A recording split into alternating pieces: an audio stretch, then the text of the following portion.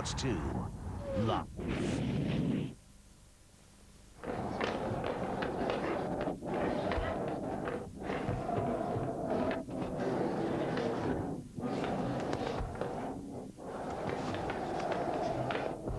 AXA, sponsors of the FA Cup.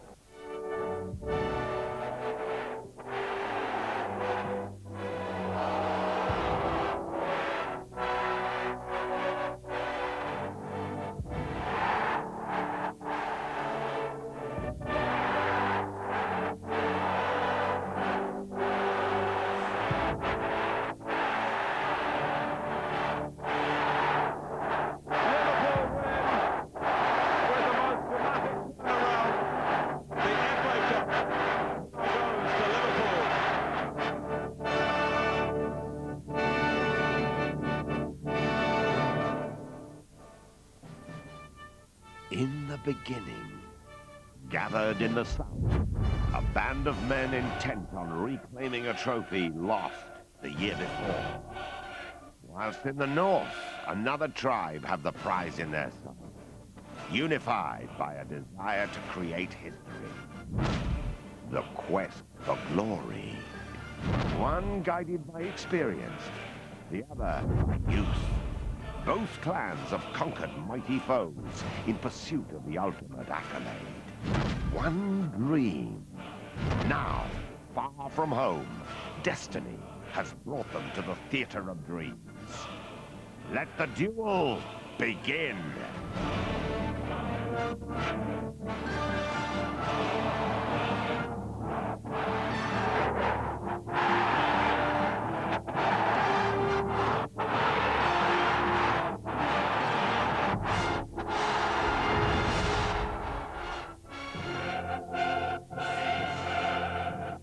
Well, 596 teams started out last August. We're down to the last 4.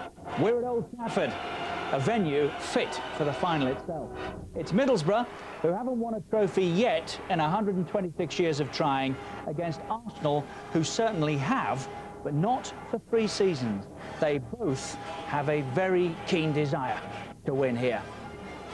Our live football is the FA Cup semi-final between Middlesbrough and Arsenal, who have the distinction, of course, of losing the last semi-final replay.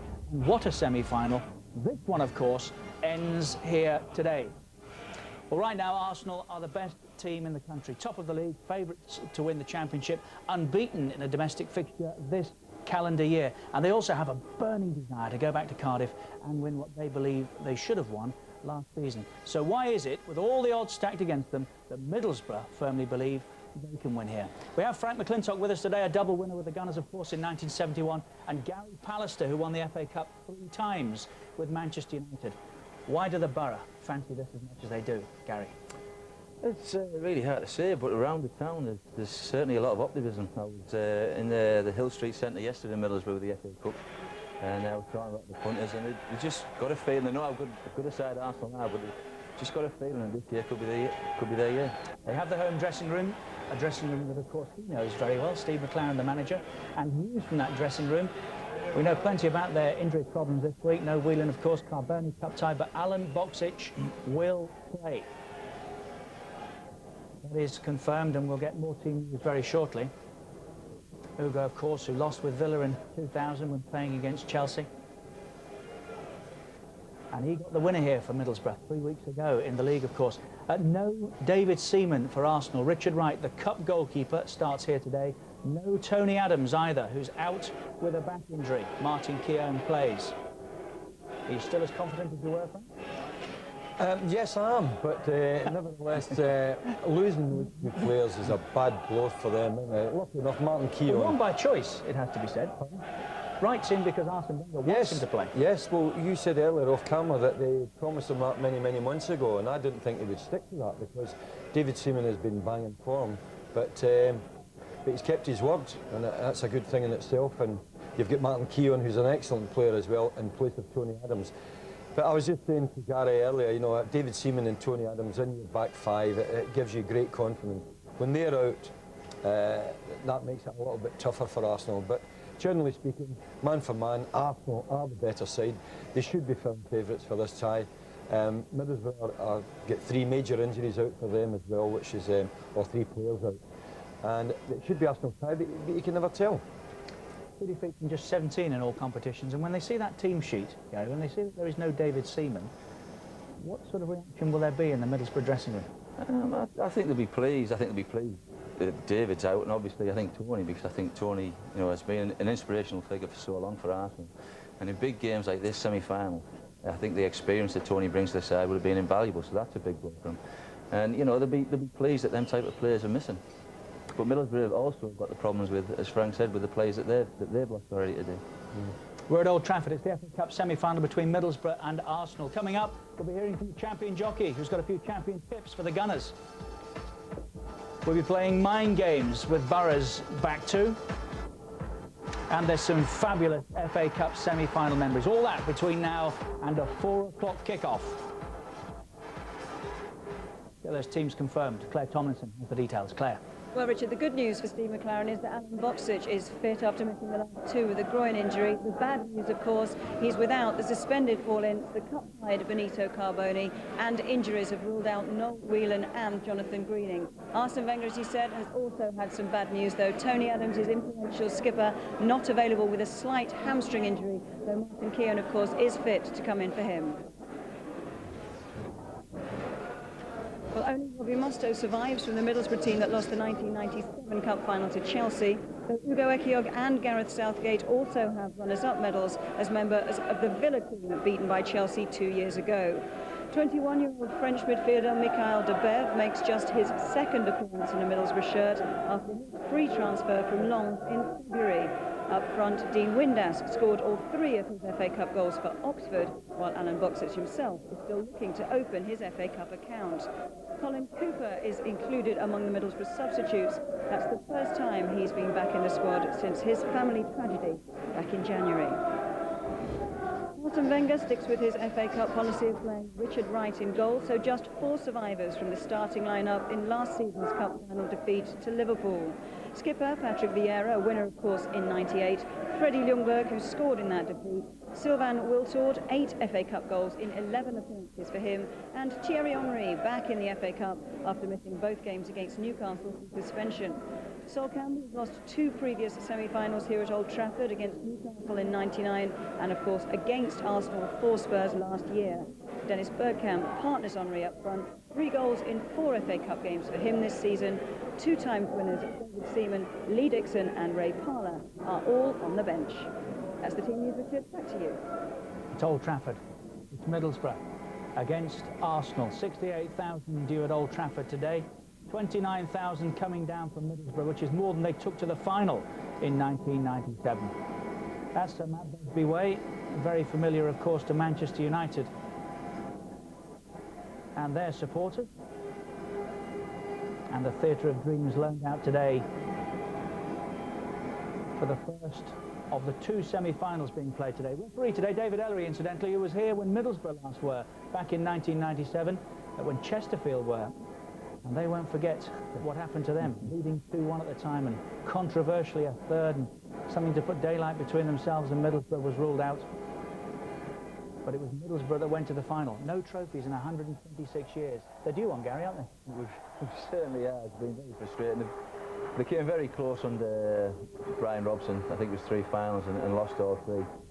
I mean, 128 years is a hell of a long time. We take a lot of stick about it. So, I think that's one of the reasons why the fans think we're due a little bit of good luck.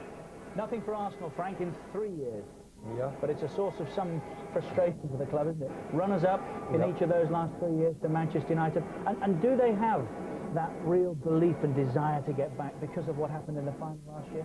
Oh, I think so. I think they're a little bit stronger aside, and Ljungberg has come on a bundle. Perez has been magnificent, although he's not playing today. Henry's been in superb form again. And when they get it right, they're almost unstoppable.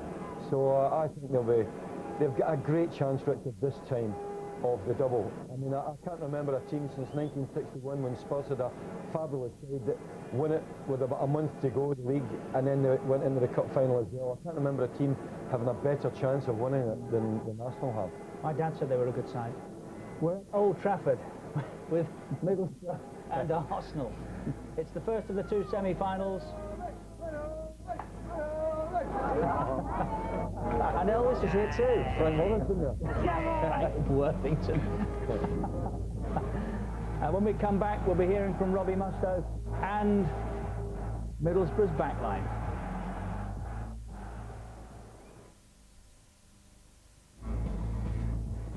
It's Old Trafford for us this afternoon. Middlesbrough meet Arsenal in the first of the day's 2 FA Cup semi-finals.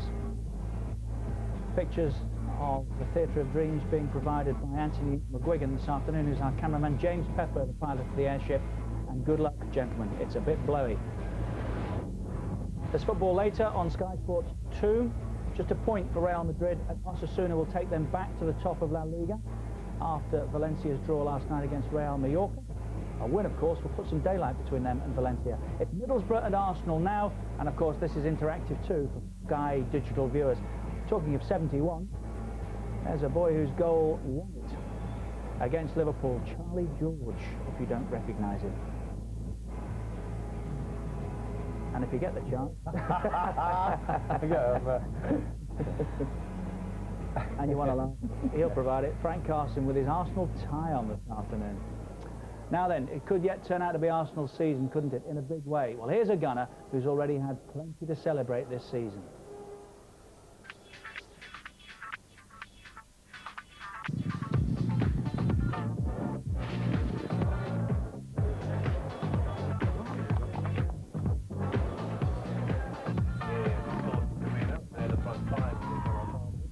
It has been a fantastic year. Obviously, Cheltenham and Liverpool weren't maybe so great, only 1 win each, but I think every other meeting from Plumpton to Cheltenham, you know, I've had a fantastic season, and a couple of weeks left. Hopefully we can have a few more winners. Breaking Sir Gordon Richards' record, was that always your goal? I think it was more so my goal this year when it was realistically achievable, you know.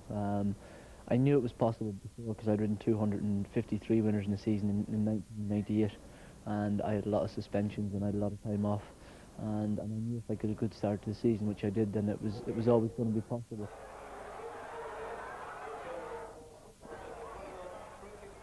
Wish they were all like that, wouldn't you? Easy steering jobs. Unfortunately, they're not. So can you explain, Tony, growing up in County Antrim, how a boy ended up supporting Arsenal? I'm not sure. I think when I was a kid at Arsenal, there was a lot of Irish players there. Mainly Liam Brady. I think when I was a kid, he was my hero. I thought he was a fantastic player, and also Pat Jennings as well. He was from the north, and he was in a sports shop in one of my hometowns, and I went to get a football signed by him, and you know, they were my heroes, and they were the main reason that I ended up supporting Arsenal. I followed them ever since. And you know all about thoroughbreds. What do you make of the current Arsenal team?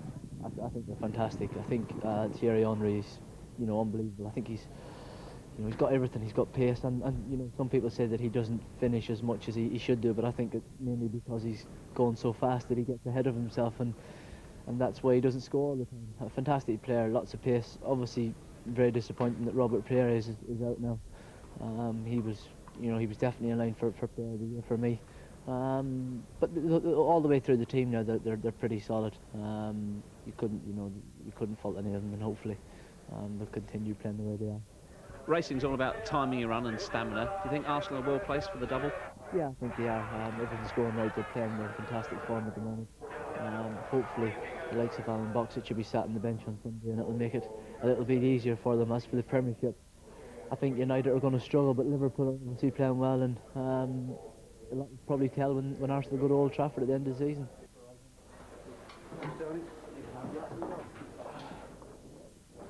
Colours have done well this year are the white colours of Robbie Fowler and Steve McManaman. I think they've 13 or 14 horses, 13 or 14 winners from their 4 horses.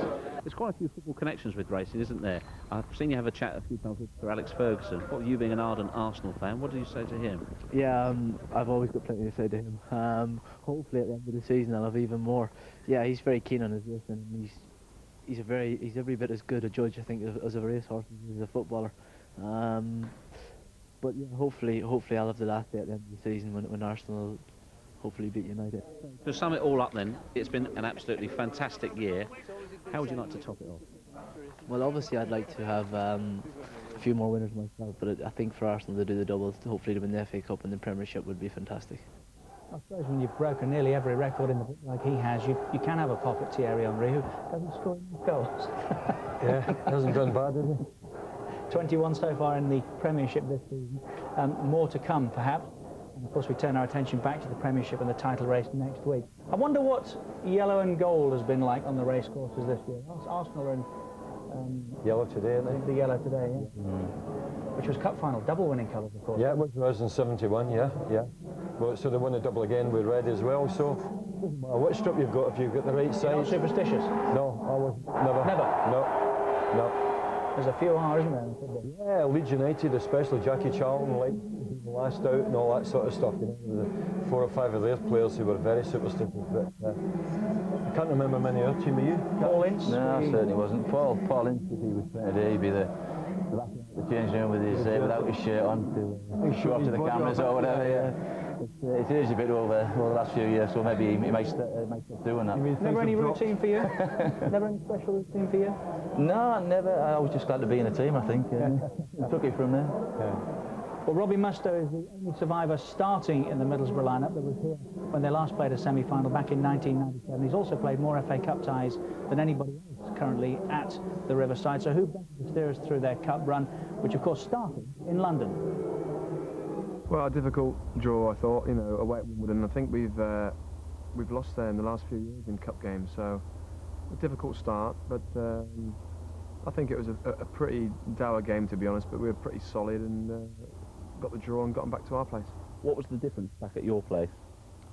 Well, I don't know, I just think the home advantage, and I don't think it was much of a crowd that day, to be fair. I think it was a great game, to be honest, but that sometimes happens in the early rounds of the FA Cup. But I think it was 2 goals, isn't it, and we're through to the next round. Man United was a very difficult game in the 4th round. We were all up to the game, and it was a magnificent game for us. And I think it was long who left the ball for Noel Whelan, who scored the first goal, and Andy Campbell with the header at the second goal. So that was a really a good second half performance, and I think it deserved to win.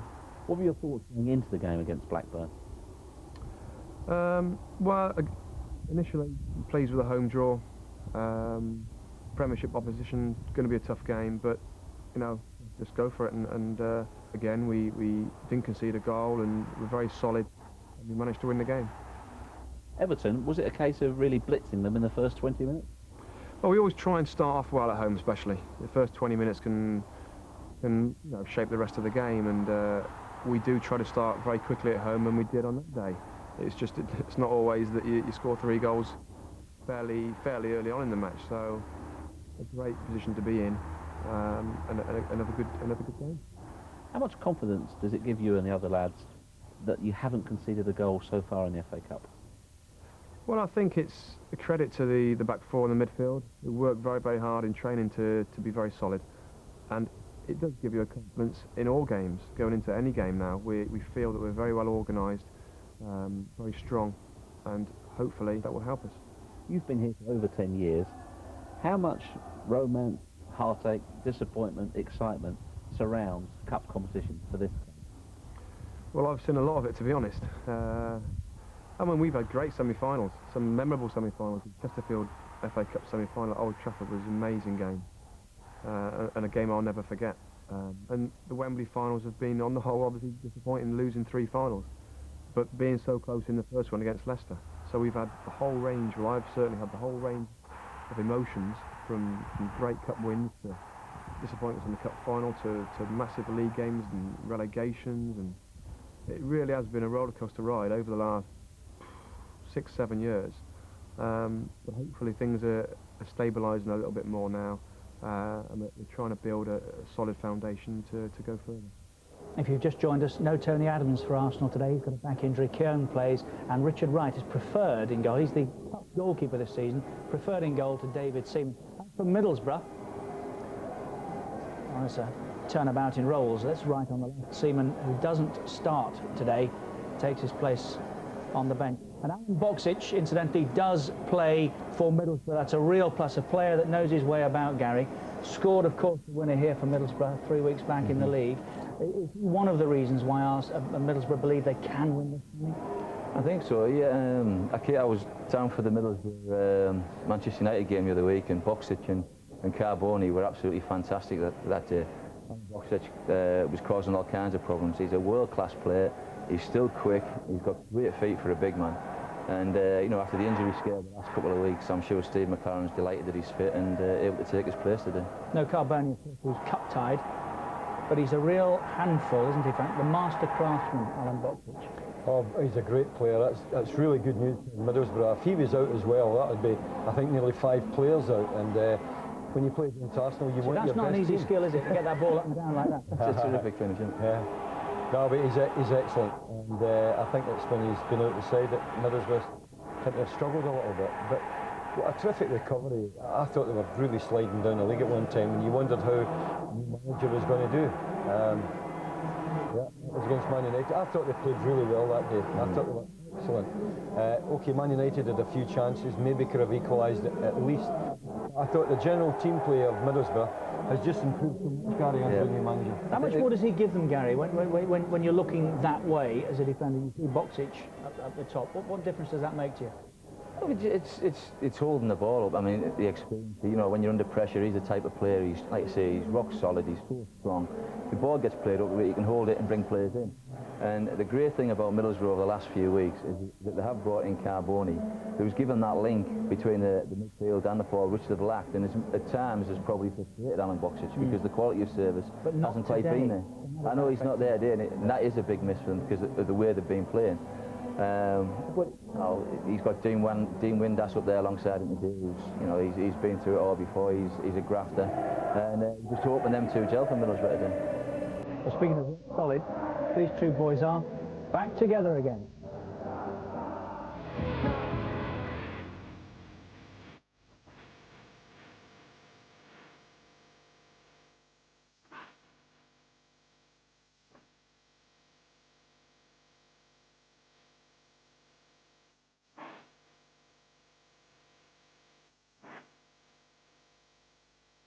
When I signed, I knew he was here.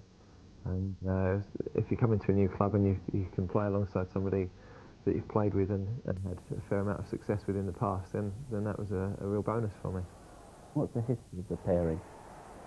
It was different at Villa, really, because we were in a 3. So, to be fair, it probably took us pre-season and a couple of weeks after that to get back into the groove. And, you know, lots of people have said about both of us that I'm not sure they could play in a back 4, but I think that was, you know, a big motivation for the two of us this year, that we wanted to dispel that myth for a start. For you two, what are the ingredients necessary for a good centre-back pairing? Organisation. Blend.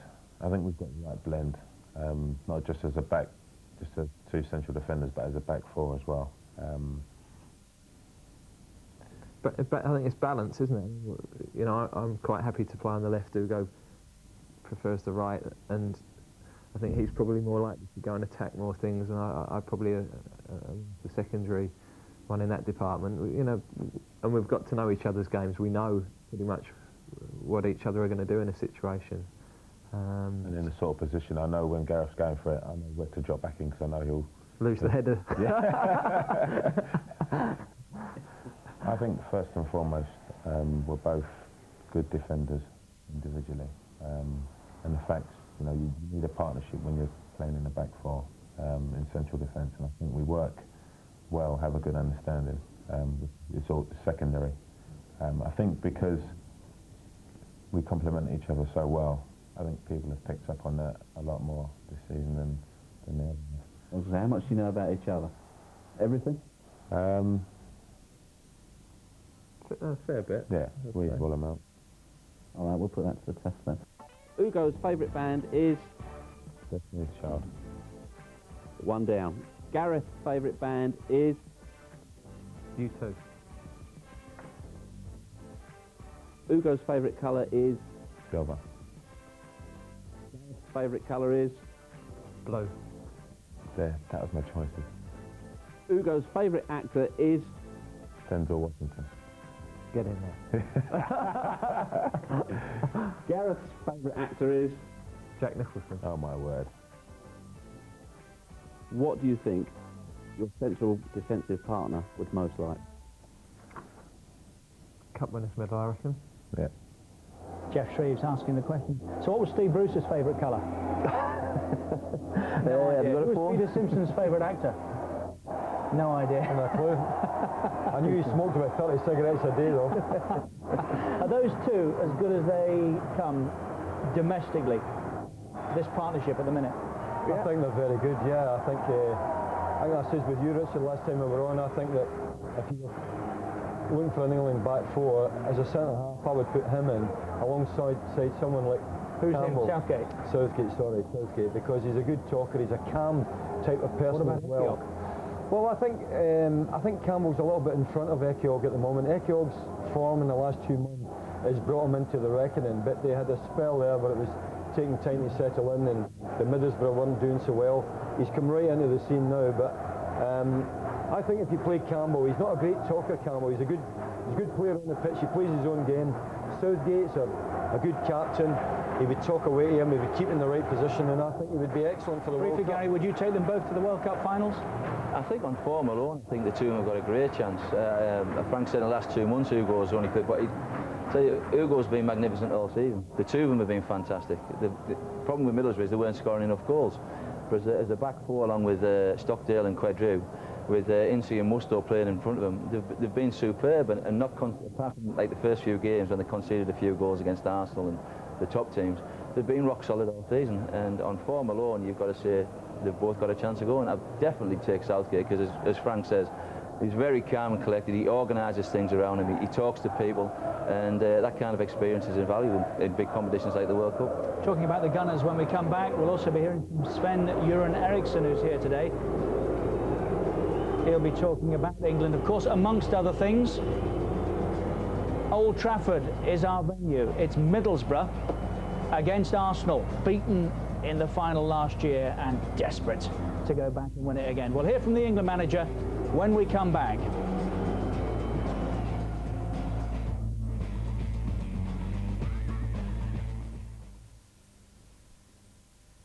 To sell out today, Old Trafford, it's Middlesbrough against Arsenal. Middlesbrough back on territory where they won a semi-final in 1997. Arsenal, of course, were here last year. They went to the final and led for a long, long time before losing to Liverpool. They want to go back and win it this year. We're interactive today for the Sky Digital viewers. Representing Middlesbrough on Fan Zone, Steve Collins, and Peter Krieg, not for the first time this season, is commentating on behalf of Arsenal. It's International Week. Tuesday at 7:30, England's under-21s meet Portugal. Wednesday at 7 o'clock, it's the senior team turn. It's England against Paraguay. Sky Sports 2, 7 o'clock start, as I said. Well, Sven-Göran Eriksson is here today. He said that the door isn't yet shut to World Cup hopefuls, and this week, Matt Jansen of Blackburn Rovers was called up. So why Jansen, a player who might, at the end of the season, need surgery? Jeff Shreves asked why. Well, I saw him play many times last season, this season, but I think he's been playing better and better. And the last couple of months, he played very good football. So why not give him a chance and learn something more about him, take him in, pick him in for this game. Then for the World Cup, we'll see if it's going to be picked or not. How concerned are you he needs a hernia operation as soon as the season is over?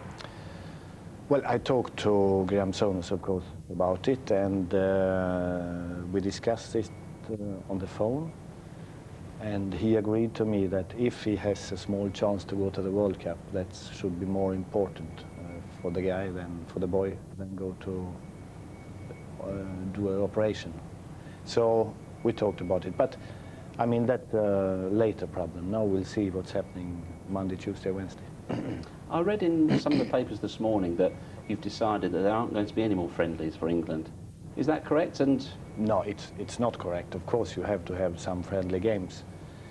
But an agreement with the FA, of course, we talked about to take away 2 or 3 friendly games for the next 2 years. This will be your last opportunity, certainly on these shores, before the World Cup. Will you have seen everybody you want to look at now? Yes, I hope that Dyer is ready to play Wednesday, of course.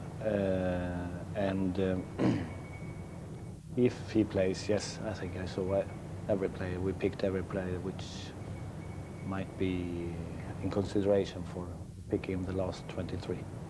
That would seem to close the door on Graham Lasso's international career, certainly for the time being. Why have you chosen not to look at him? No, I saw him a lot of times. I've seen Chelsea play a lot of times.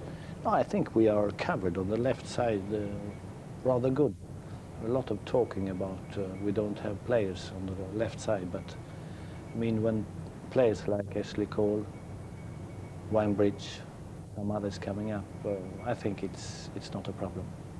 There's been a lot of talk about the current England captain's foot. You've spoken to him. We've all had a medical update, but how is he? How are his spirits? I talked to him yesterday, and no, the spirits is rather good, and he's optimistically about the situation. But of course, nobody knows today if he's going to be okay or not. Not himself, not the medical staff of Manchester United, I guess. So it's only hope, wait and see what's happening. But I think he's very positive in that way, that he wants to play the World Cup, and if you have that inside your brain, it might help in the healing as well. Well, hopefully nobody can mend it like Beckham. Who's going to be your captain next week for the friendly against Paraguay? And when will you announce it? I think we can announce that tomorrow, but I want to see the players before I tell you who's going to be the captain. Okay, you said you're not going to name him. No, tomorrow. Will you be watching him today at Old Trafford? Good question. We'll see tomorrow. Good question, but no answer. Sven-Göran Eriksson, speaking just a few moments ago, doesn't look like Graham Lasso's going to the World Cup finals, but David Beckham certainly is. It's Middlesbrough and Arsenal here today. I thought we got a Beckham-free zone for all that. I didn't think the England skipper would get a mention, despite the fact that we're at his hometown. Now then, no Tony Adams for Arsenal today. Does that matter when you've got Martin Keown as a replacement? Excellent replacement. I mean, Keown has got better and better as he's got older. I think he's 34 now, Richard. I think he's 35 now, and I think he's almost as quick as he was when he was a younger player. He's a little bit more calm in the ball.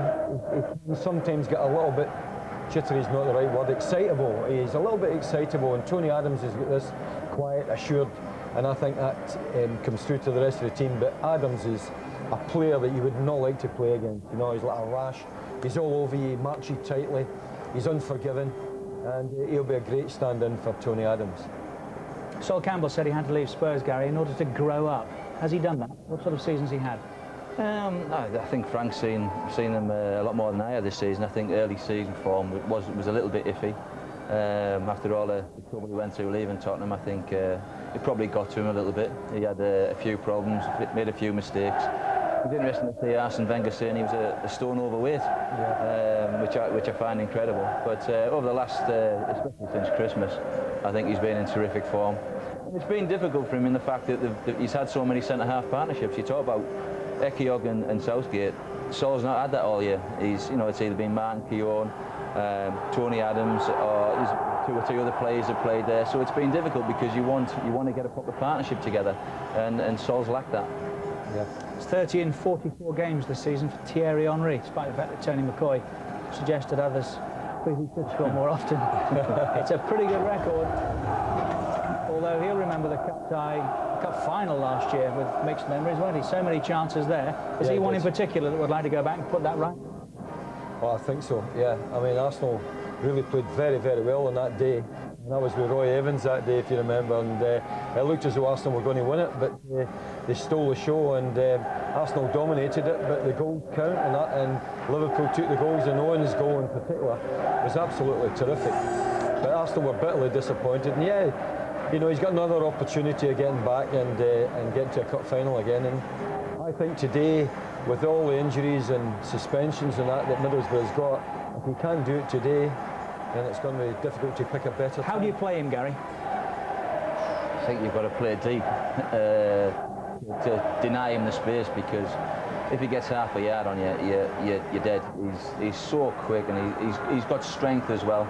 Yeah. And he really is the biggest nightmare in the Premiership, probably, because of that fact. Well, he just leaves defenders running away, doesn't he? You can't catch him up, can you? No. He's just, sometimes when Arsenal, Gary, when they get deep in their own half, within 10 seconds or less, they're at the other end and they're having a shot at goal. Yeah. You know, they've got such good pace up there.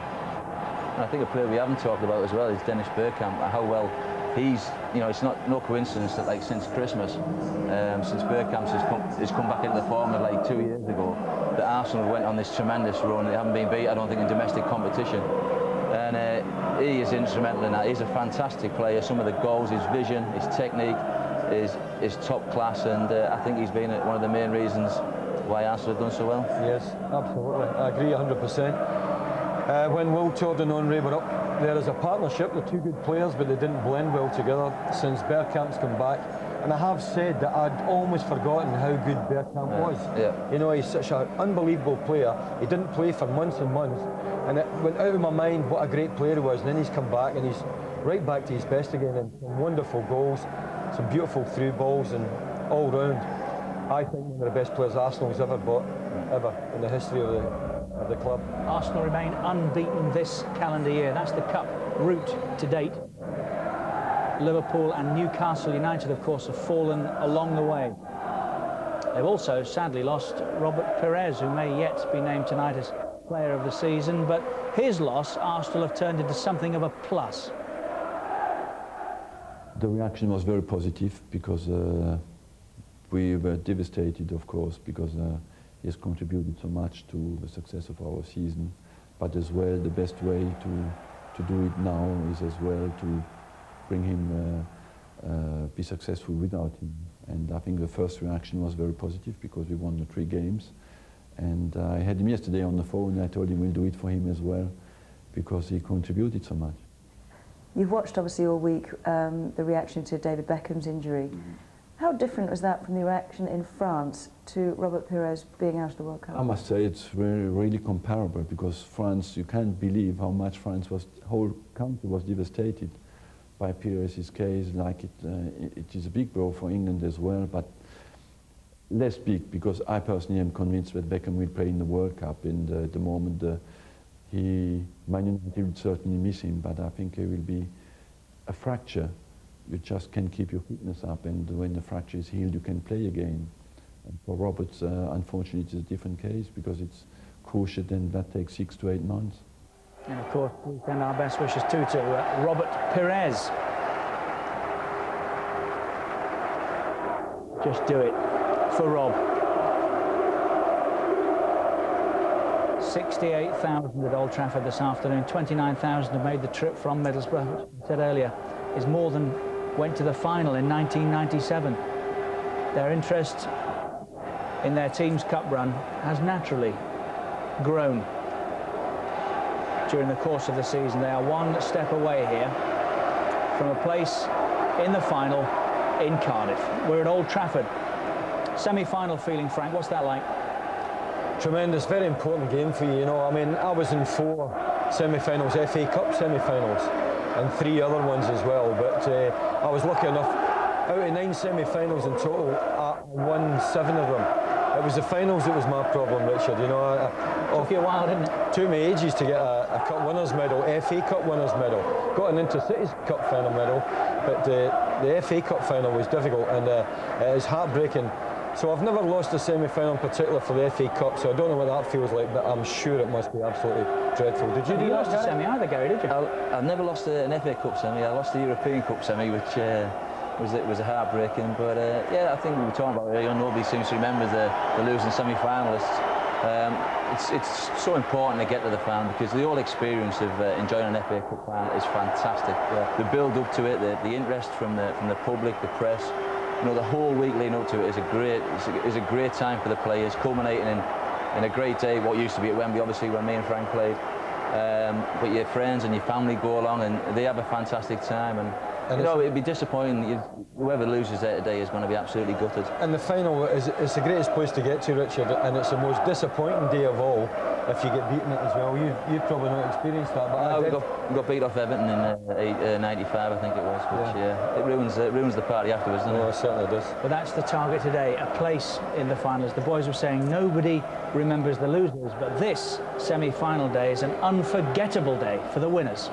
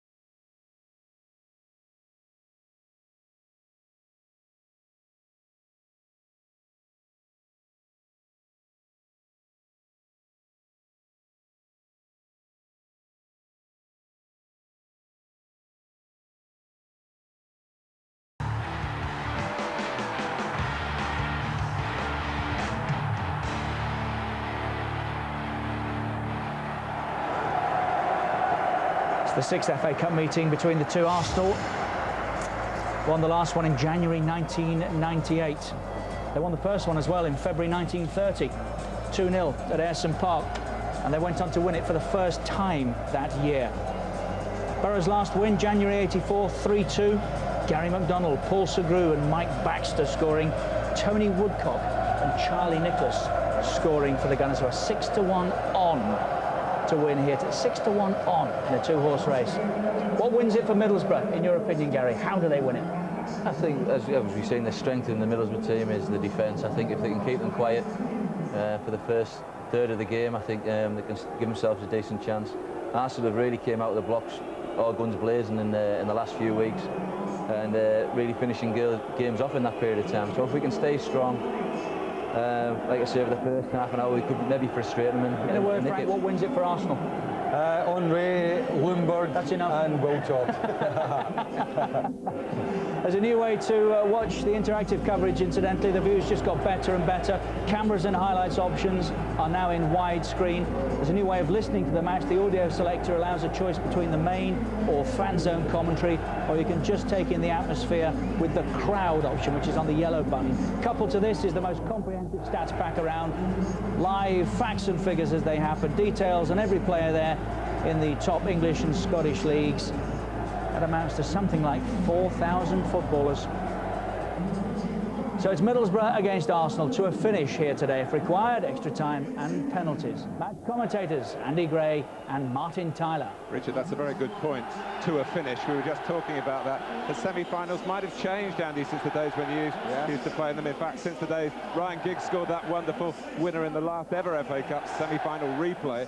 Has to go, you've got the highs and the lows, whatever happens today. Well, I think I'd have liked that. One semi-final I did lose, it was a semi-final replay map. I might have taken penalties in that day. It might have given us a better chance when I played at Wolves against Tottenham. But I don't know if that'll make any difference to the players' attitude. I think that you go to a semi-final, and I think it's probably the nerviest game of the whole season. I certainly felt. they were that way. The only concern in every player's mind is to win it. Whether they play good, bad or indifferent, one concern. And Kesey was right. The toughest quiz in the world would be for me to ask you to name the last 10 years losing semi-finalists in the FA Cup. It's a tough, tough question because no one remembers them, mate. I'll be rather better at naming the Middlesbrough team today. And they are unluckily deprived of the services of Paul Ince through suspension. They've not had much luck with injuries either. Noel Whelan, a scorer in 3 of the 4 previous rounds, ruled out last weekend. Jonathan Greening hurt in training on Tuesday, preparing for the semi-final. So Robbie Mustoe is the only regular in midfield. Frenchman Mikhail de Bève starts a game for the club for the very first time. 20-year-old Australian Luke Wiltshire plays in the FA Cup for the very first time, with Alan Johnston completing the quartet, and it's only his second game since the 4th round win over Manchester United in January. But Alan Boksic is back, and with Benito Carboni cup-tied, there's also a place for Dean Windass. Well, this is a very different side for the one that got hammered 4-0 opening day of the season way back in August, Mark. But when you're underdogs in a game like this, it's not important that you win the game in the first half an hour. It's important you don't lose it. And to that extent, I just feel there are 3 players that really have to perform at their very best today. And those are Mark Schwarzer, Hugo Ekiog and Gareth Southgate. I think if those 3 are at their best, then Middlesbrough have a chance. If they're not, then Arsenal can tear them apart. But it's not only that 5 that have defended well recently, it's the quartet in the midfield that have protected them really well. And it's going to be a huge job for this 4, because Arsenal's threat is people who run from deep. It is a huge threat. They have players from all over the pitch. And to that extent, then Wiltshire, Mustoe, de Bève and Johnson, a lot of their game early on has got to be track people. Track them all the way. And if they do that and keep it tight, again, then they can get some ball, then they can get it forward. Big moment today was when Alan Boksic was declared fit. I think having lost Carboni and had they lost Boksic as well, I think they would have been really down and they might well have been out. Boksic, with his quality, with his goal-scoring ability, gives them a chance. Richard Wright out of the England squad, but still in Arsenal's FA Cup team, as he has been from the 4th round onwards. And David Seaman, England's #1, sits out the semi-final. And there's no Tony Adams either, the legacy of a bang in the back against Spurs last weekend. Martin Keown called in. It's only his 2nd senior game since cracking a bone in a leg at Blackburn in January. Lauren and Luzhny, the fullbacks, unchanged in midfield, the captaincy reverting to Patrick Vieira, and up front, Henry and Bergkamp. Well, time will tell, Martin, whether this is a brave decision or a foolish one. I mean, picking Richard Wright when you've got England's #1 sitting on the bench, but he stood by his decision to keep Wright in for the cup ties. Semi-finals, a big game, Wright's in. What can I say about the back 4? It doesn't need to be said. It's experience, it's good. Keown and Campbell are good together, have played together. We've got 4 probably centre-backs playing, all of who will go to the World Cup. So maybe we shouldn't expect too many goals today, mate. In midfield, it's just an array of talent, and the threat comes from everywhere. The running forward I'm talking about, particularly from wide areas, from Wiltord and Lundberg, from out to in. Diagonal runs from both. Vieira and Edu will complement each other. One will go, one will sit. Vieira's got this tightrope, hasn't he? He has. I mean, booking watch today and he Patrick misses Vieira. the final, Yeah, if Arsenal booking, get there. big problem for Patrick Vieira, so he may be a little bit disciplined today. He'll have to be. And then up front, it's a wonderful combination. Bergkamp will drop off, because when he does that, it does allow Wiltord and Edu and Lundberg to run forward into those positions. So those 2 have to be coped with. It's a fabulous side. Middlesbrough have got it all to do. Well, it is easy to make contrast here today. Middlesbrough, only their 2nd semi-final. For Arsenal, their 22nd year in the FA Cup semi-finals. Middlesbrough, no trophies to the name of the club in 126 years of trying. Arsenal with 22 major trophies to their name. But on the current form, these Middlesbrough players have closed the gap. The 2 sides have only lost 5 games this year between them, and Middlesbrough, of course, can point to a magnificent victory at Old Trafford only 3 weeks ago. Incidentally, the Arsenal mascot today is Louis, 7.5 years old, the only grandson of Bob Wilson, Arsenal's goalkeeper, when they won the FA Cup in 1971.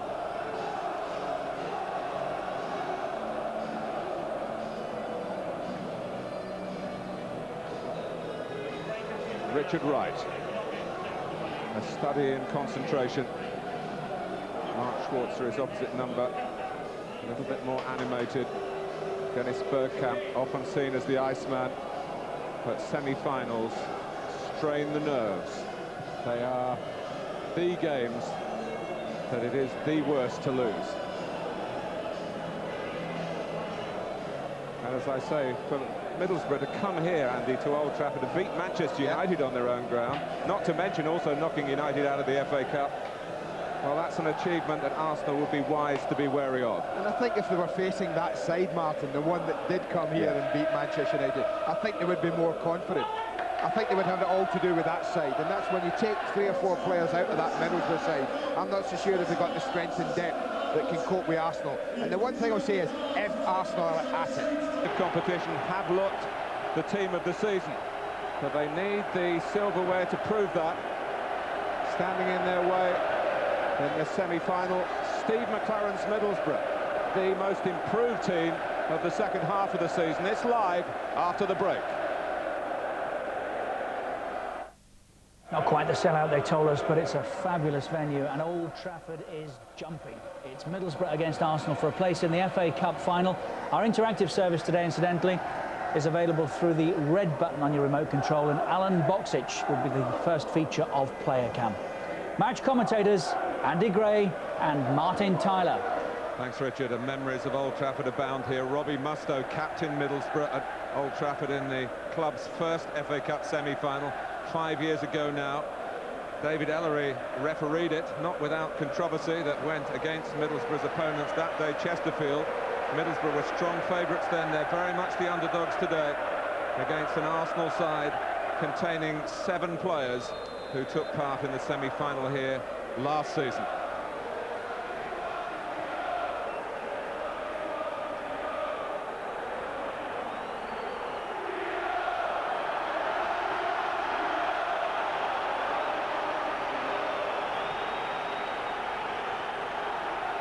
Well, the dreams in this footballing theatre are today all about Cardiff in just 20 days' time. It's been no easy passage for either club into the semi-final. Middlesbrough have accounted for the League Cup winners Blackburn and Everton, as well as Manchester United. Arsenal have come through titanic clashes with Liverpool and with Newcastle.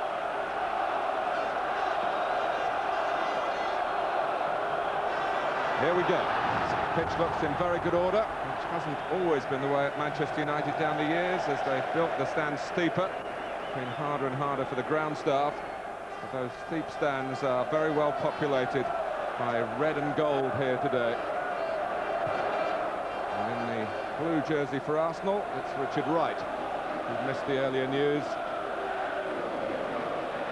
Sol Campbell, obviously a candidate to captain England on Wednesday. He's done the job before for Glenn Hoddle. Edu looking for Wiltor. The early minutes, absolutely vital, you feel, because Arsenal have simply blown away teams in the League and Cup, but they might just have picked up an injury here. Thierry Henry flexing his left thigh. He just got caught, Martin. I think it was more a graze. I think Drew had a little swing at the ball, and as it got nicked away from him by Henry, I think it's followed through the studs, just scraped against the thigh. I don't think it's any more than that. We'll see it here, I'm pretty sure of that. There it comes up there, rubs the thigh. So fortunately no strain, just a little knock. Stockdale with a free kick. Mustoe, very much the senior man in Middlesbrough's midfield today, where Steve McLaren has had to make 3 changes. One he knew all about a couple of weeks ago when Paul Ince picked up his 10th yellow card. Luke Wilkshire's had a taste or 2 of the Premiership. In one from him, Mikhail Deberv came on as a substitute in the quarter-final against Everton. That's his only first-team football for the club he joined from Lens. He is an experienced player in the French First Division, and Arsenal might remember him. He scored the winner against Arsenal at Wembley in a Champions League game.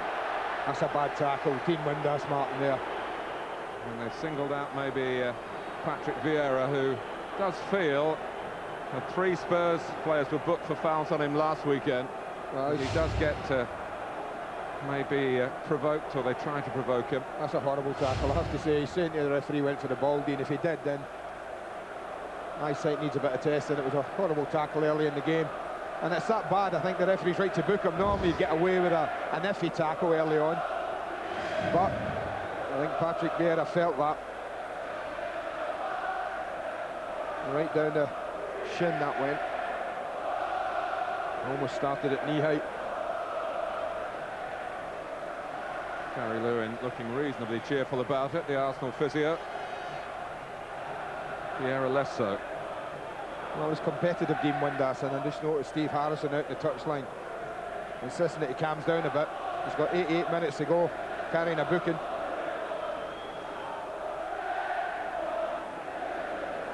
Rather gingerly, Vieira is back on his feet. He leads the taking of the free kick to Campbell. Cut out, though, by Stockdale. Just run it out. Do you not have to go off the pitch anymore, Andy? It seems to depend. Of course, Thierry Henry missed the chance of taking a penalty late on against Tottenham last week because he'd had treatment in the incident that led to the kick. Fortunately for Arsenal, and perhaps for the officials as well. Lauren stepped into the breach successfully and won those points. I'm just hearing it, not when the player's booked, Mr. Tyler. Player can stay on. When that's booked, therefore Vieira can stay on and get on with the game. Touched wide by Southgate. Here's Frank Kadru. Not quite into the channel for Boksic. Flick from Ljungberg. Henry battling. Prodded back by Stockdale. Well, there were plenty of red shirts forward in that move, Martin, trying to get there. Campbell.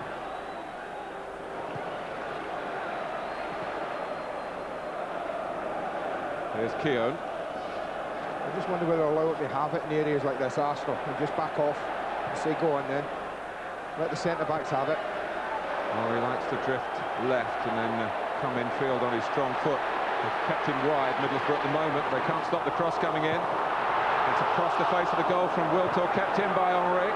Hits Echiog. It's a throw. Well, anyone going in there, 6-yard box, normally expect Ljungberg to arrive right on cue. Fabulous ball fizzed across by Henry. The angle was always against Wiltor. 15 goals this season for Sylvain Wiltor, which equals his tally last season, which was his first for Arsenal. Edu certainly made progress in this campaign, getting more and more of the big games. Lauren.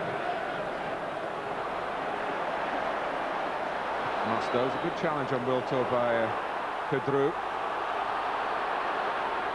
Wiltshire. Boksic just drifted forward into an offside position. Good line. You just wonder if Sol Campbell's learning, Martin, early in the season. Sol would have tended to drift back and cover the run there, but he stayed in line with Keown and the two full-backs.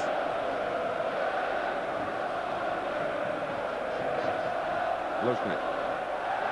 One or two of the players, if you've noticed in the first 5 minutes of this match, are having difficulty keeping their feet.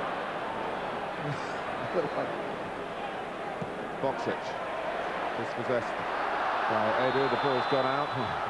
Ljungberg, who was away, slipped Stockdale very cutely indeed, but the flag was already up. Middlesbrough have lost just 2 of their last 17 games against domestic opposition. Arsenal are unbeaten in 21 matches, 17 wins and 4 draws, stretching back to before Christmas.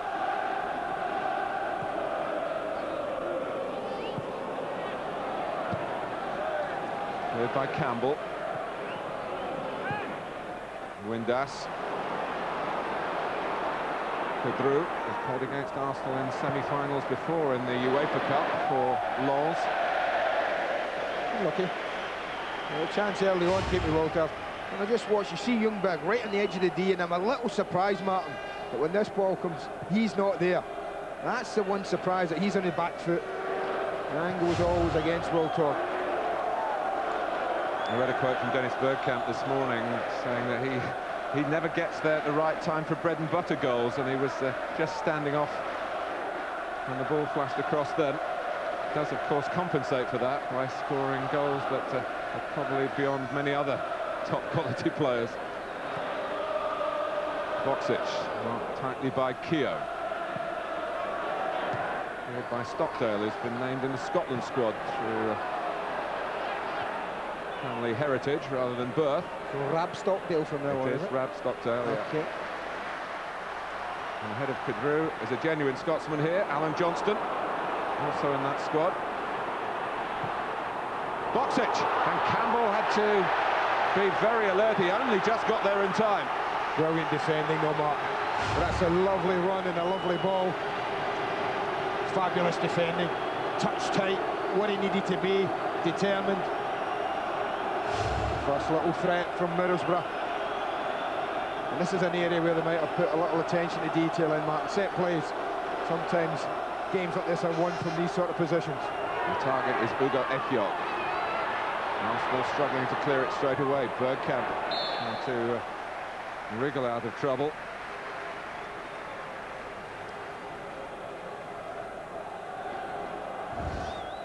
He's 31, Mikhail Debev, on a short-term contract, having been released by Lens earlier this year. He didn't think he'd be taking part in this. And wouldn't have been, but for Paul Ince's suspension. Ekiok. He's forward by Wiltshire. Middlesbrough have settled surprisingly well, considering the number of changes Steve McLaren's team have had to make. I think Steve will be quite happy if the game is broken up in the way it has been the first 10 minutes. There's no real flow to it. Knows a thing or two about big matches on this ground, does Steve McLaren, from his time as Sir Alex Ferguson's assistant, which included being on the Manchester United bench when they won the FA Cup in 1999, part of the treble. Does make lovely runs, Alan Boxic, Mark. You can tell he's, throughout his career, been a forward of real, genuine quality.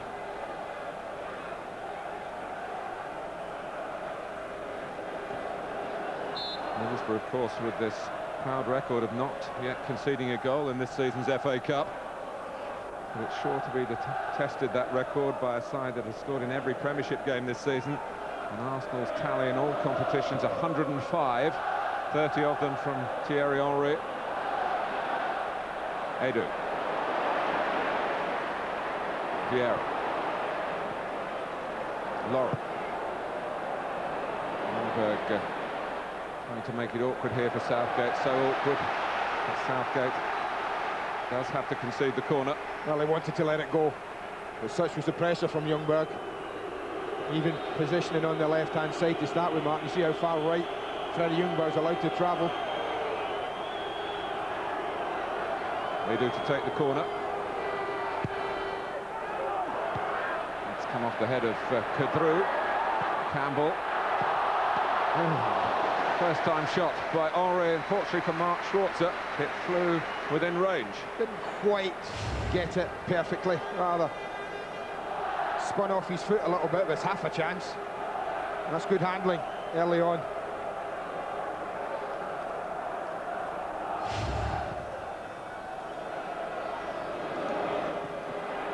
Glanced on by Windass.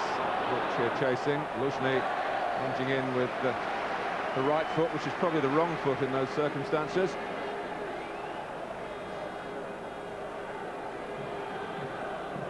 Stockdale's throw.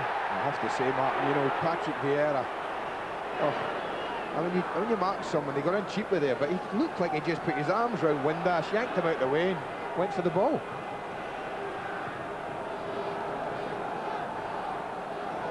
Go through.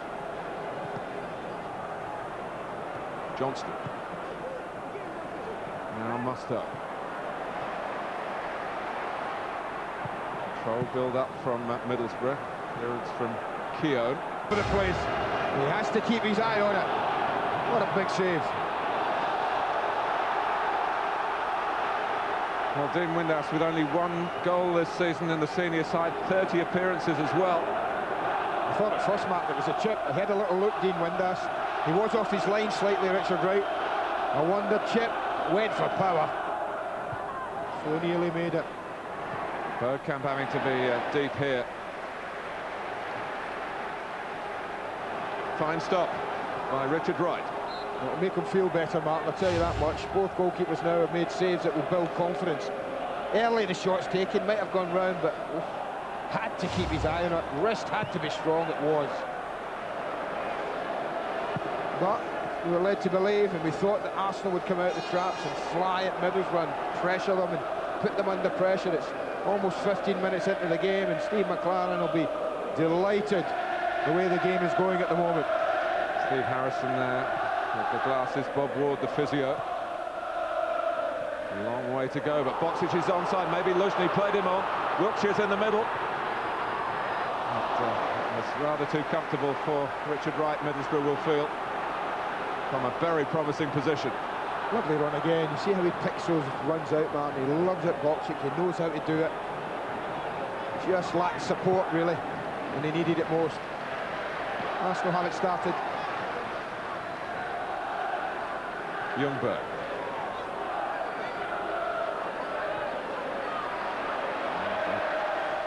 Arsenal play it back to the goalkeeper. Wiltshire wins the header. Tucked forward by Edu. Nice turn by Henry. Accelerates away from Musto. Still Henry. Fabulous. And that's the problem what you're dealing with, Martin, when you're up against a team like this, is you can be dominating and you can be good for 15 minutes. It just takes a moment like that, a moment of individual brilliance. And all the good that's gone before to be at an end.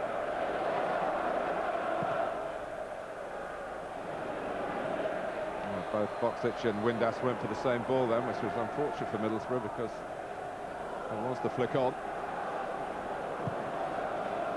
That's good pressure. By Lauren. Good pressure though from Alan Johnson, who made him play it. Southgate.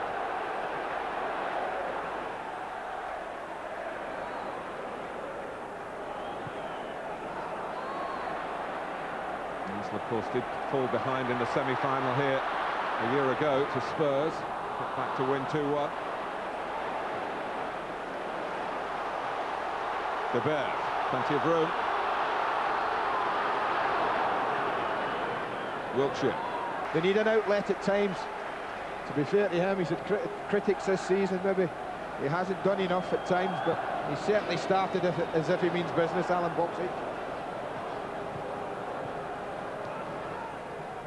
Vieira, Edu. Chance maybe to get Luzhny forward for Arsenal here. Henry. Freddie Ljungberg comes back to Henry, the flag's gone up. The only question mark for me would be whether it was Ljungberg who actually played it or whether one defender's got the tackle, but the linesman has to make a quick decision, and this far offside might well have been Robbie Mustoe coming back that played the ball to Henry, but I think rightly the flag has to go up.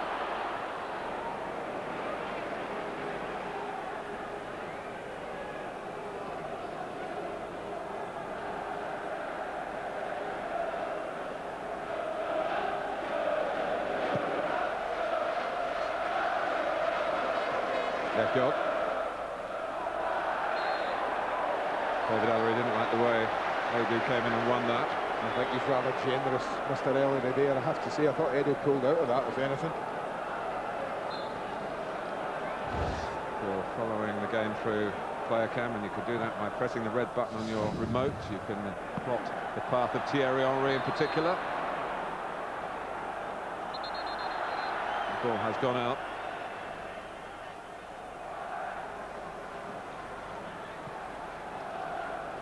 Arsene Wenger has seen his side sweep opponents away. Newcastle in that quarter-final replay, of course. Sunderland and Charlton recently in the Premiership in the early phase of games. But first 17 minutes here has been promising for the underdogs.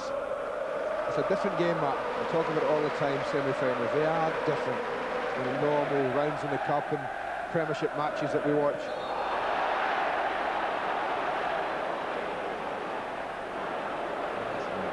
Could fall for Martin Keown. He wouldn't have been in the team today had Tony Adams been past fit. Well, he goes up early, he does take a ride. Will have wounded him more than anything. Damaged his arm badly, didn't he, when a fall like that one, didn't he? Martin Keown a while ago. Missed a lot of games. The injury that he got at Blackburn, he actually fell awkwardly there, cracked a bone in the leg. He's only played one previous game since then, prior to today, in the first team. It's back in by De Berbe. Comes out to De Berbe again.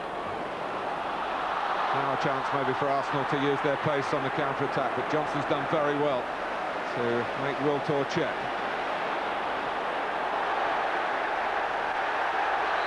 David Henry stopped it. The ball was running away from Wiltor. Arsenal fans aren't happy with Musto's challenge, but the referee was very close. I don't think there's anything wrong with Robbie Musto's challenge. The referee's concern is, as you can see, it was a head injury. And I think that at situations like this, he just overruns the ball. Musto comes in and wins it. Well, nearly wins it.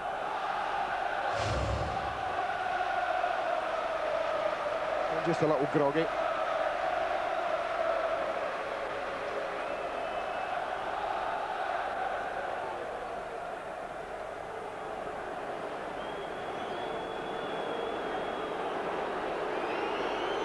Now they're debating where the ball's going.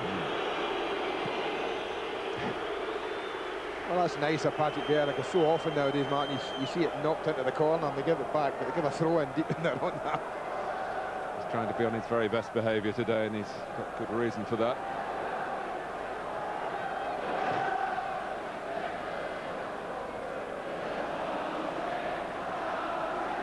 It doesn't stick for him that time. Henry off the chest. Lindbergh was beaten by the bounce, backed up by Bergkamp. Out by Stockdale. He didn't play in Middlesbrough's first team at all last season. He's regained his place and some for this campaign. Well, they're doing well. They're doing a decent job here. Middlesbrough pressing the ball, frustrating Arsenal. Arsenal's passing hasn't quite been up to the standard that we've come to expect from them. Wiltor has stayed down, but Kadru's challenge a legitimate one, says the referee. Keown's pace tested then. Still a great asset for him at the age of 35. Well, they went to blow the referee, but took the whistle out the mouth pretty quickly. Luzhny. Well, that should be bread and butter to Hugo Ekiog, that kind of ball. Stockdale. Musto. His 90th cup tie for Middlesbrough in his 12th season for the club. Wiltshire, his first.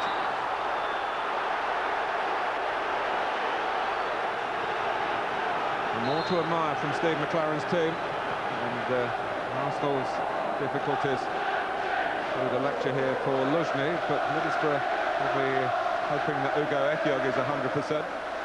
He's just stretching the right leg, whether it's a knees jarred or whether he's actually just, you see it's the back of the knee he's feeling. He might have just jarred it as he landed with that last header.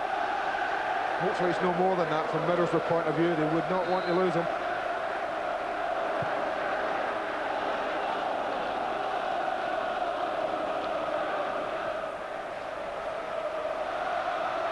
Middlesbrough now trying to squeeze Arsenal into this corner. Keep the pressure on the London club. The London club that have completed the Premiership double over the team from Teesside. His hands go to his head immediately. It's a glorious opportunity. And that is reflected on the Middlesbrough bench. But it's that old adage, Martin, of when you're playing well, can you get a goal that warrants how well you've done? Steve McLaren's side have been the better side in the first quarter of this match. Have asked the questions, have had the better chances, but haven't, as yet, got the goal. Their excellent league run has taken them to 9th in the table. They're a much more relaxed group of players with 45 points safely bagged in the Premiership. That's the prime target for Steve McLaren in his first season, remember, as a Premiership manager.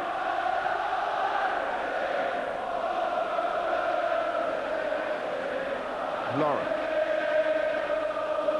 Wiltor not getting much joy out of fellow countryman Kadru at the moment. Boxic has no flag. And went Keown. And David Ellery said corner.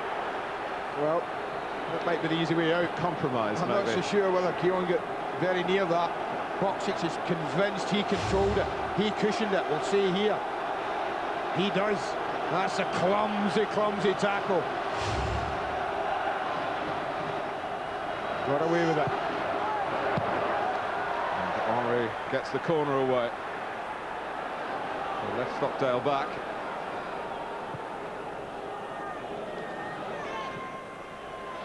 Quite where Windass wanted it. As you said earlier, Andy, it's a splendid venue for a match of this magnitude, the home of Manchester United. I still think it should be cup final venue, man. I haven't changed my opinion on that.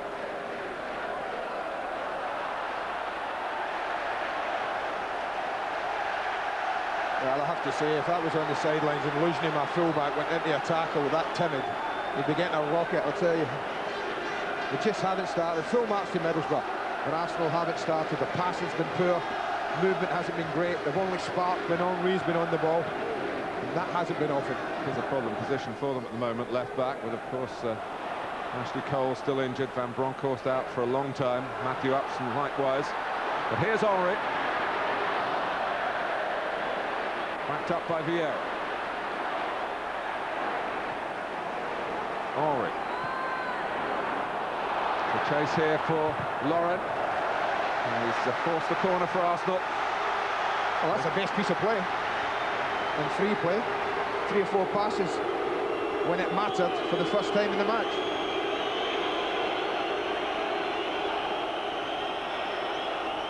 Vieira scored with a header at this end of the ground in the semi-final here last year. Now comes Schwarzer and dominates. Shared the goalkeeping duties in the FA Cup with Mark Crossley.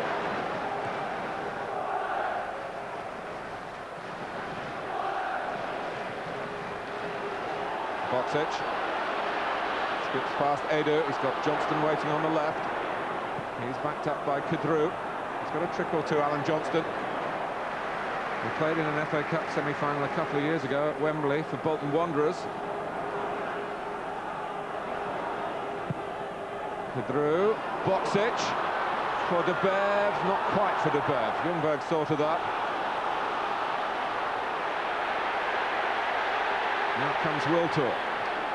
Henry.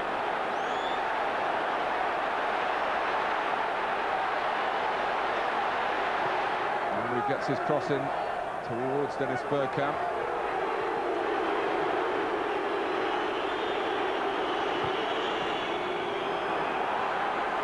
Edu. It's a miracle ball he tried there. With a very easy ball left. Keep the play going to Luzhny. Ignored that. Luzhny on the ball now. He squeezes it past De Bev for Ljungberg, but that's the way it's been for Arsenal in the first half of the first half.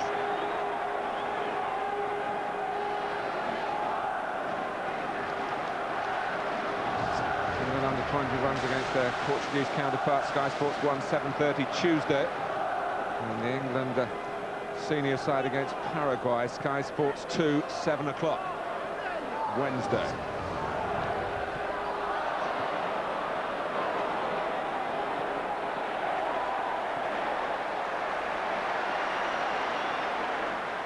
Kadru.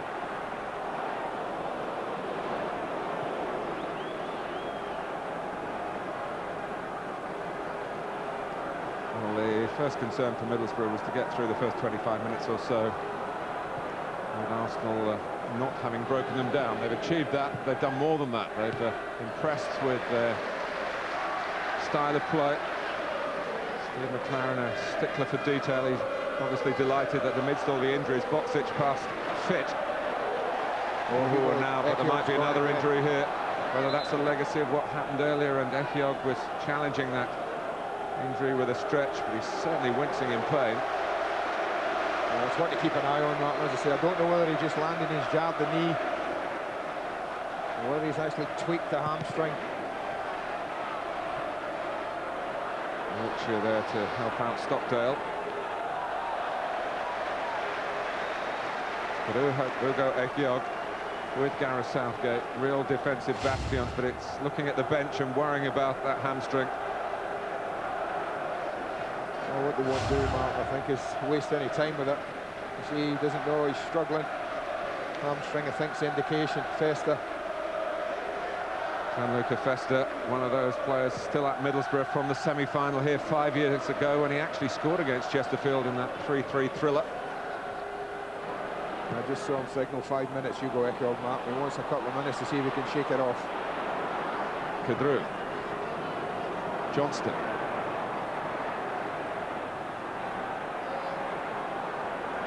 And he's turned Lauren and gets his cross in.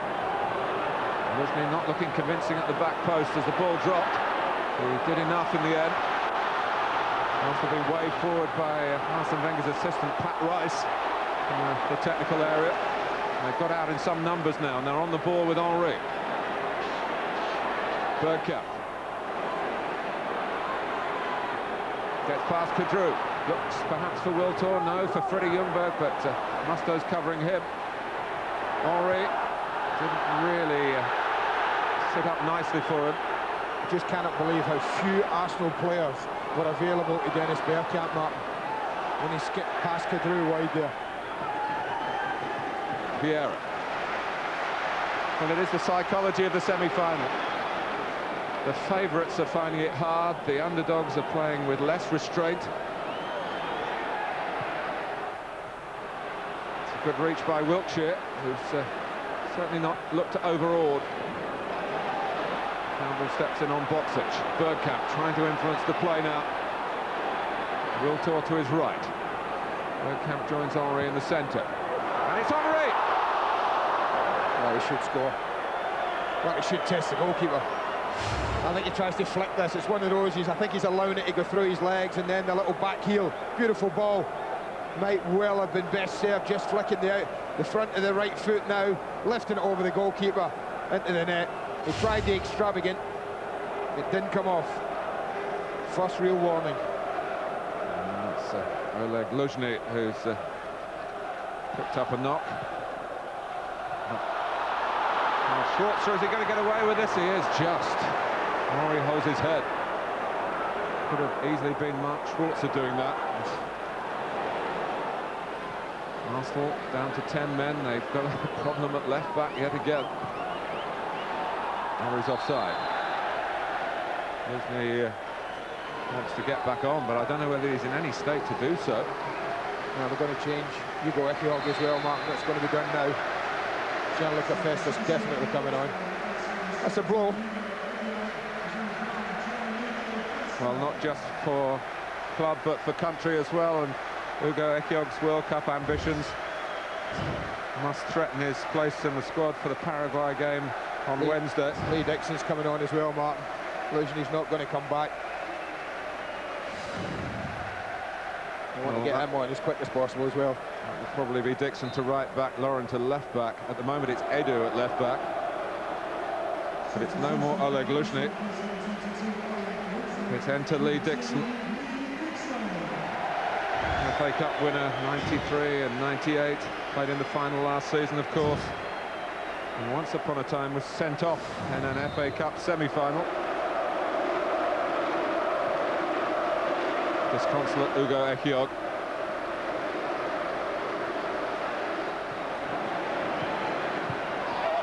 Lauren has come across this side. It's immediately in trouble again. Another left back. Well, it was a committed challenge, but he does win the ball. Look, Wiltshire here. Watch closely. It does bounce. He's letting it go, but it goes in. It's a strong challenge, but everything went for the ball and everything got it.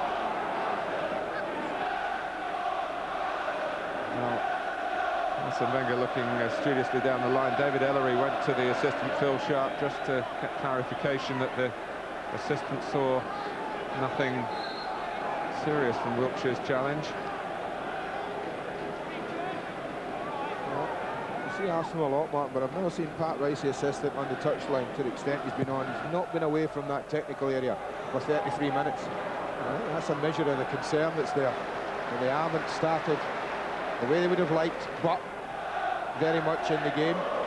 They might need him at full-back before the afternoon is out. Well, things would never be that desperate, come on. For the younger viewers, I should point out that he's one of Arsenal's greats as a right-back down the years, and has the medals to show for it.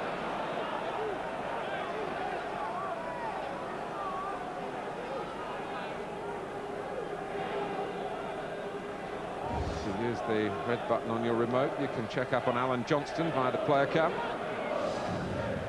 if you're a Sky digital viewer.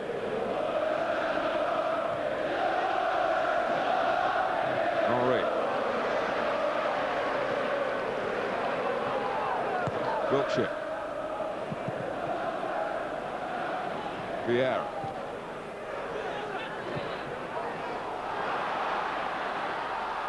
Well, that must be a free kick, surely. It's Musto seemingly obstructing Vieira. Kadru's ball is aimed for Windass. Vieira tries again.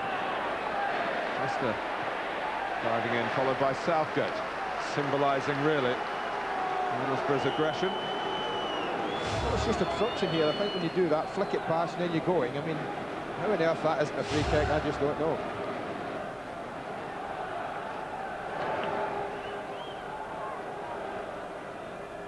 The difficult save of the game so far was Richard Wright's from Dean Windass early on.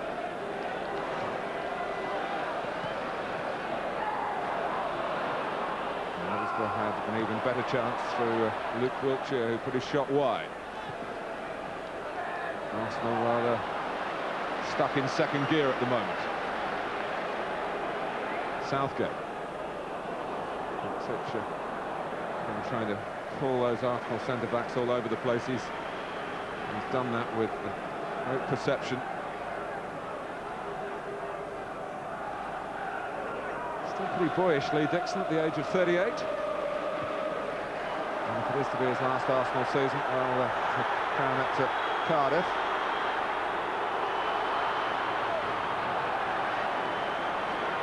Musto going down, but no whistle from David Ellery. Signifies it for me, that little bit there. Ball into Henri, it's quite an easy one to control and do what he likes with it, but possession given away.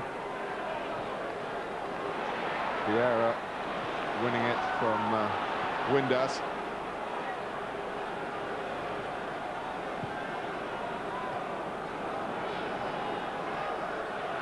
Lauren taking a bit of a chance there, but Henri around to help him out, but again he loses out. Vieira. Bergkamp, playing with the air of a man who knows his side are not doing well and really wants to show some authority on the ball. And conspicuously lacking from Arsenal. And who'd have thought we'd be saying that after 35 minutes or so of the first half of the semi-final. It's a nervous-looking Arsene Wenger, and Middlesbrough have made him nervous.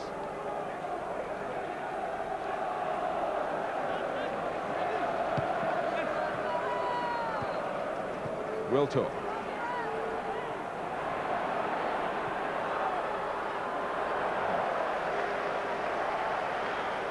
It's a sad sight for Oleg Luzhny and Arsenal fans. His day is over, and here we are mid-April. It may be that his season is over.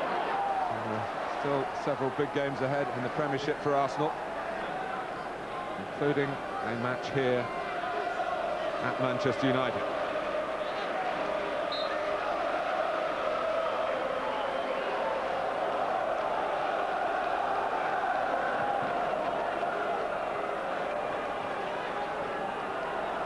Vieira. Dixon, chance to set himself for a cross. And what a touch from Robbie Musto. Well, when I talk right at the top about needing to track players, Mark, this is what I mean. If Musto doesn't track Patrick Vieira, he has a tap in. Brilliant, responsible midfield play. Not only being there, but being sure enough, calm enough, controlled enough to get it wide of the post. Well, that's the first time the ball came in and Arsenal had 4 in there. The 18-yard box for about the first time in this match, apart from set plays. Chain at that speed, it's left Mark Schwartz away, no chance. That's football. There was as much relief as joy in that reaction from Arsene Wenger. Well, they haven't been at their best, nowhere near it, Arsenal.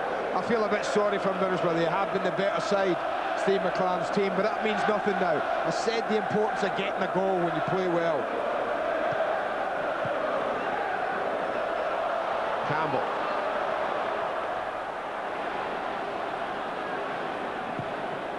De Beer.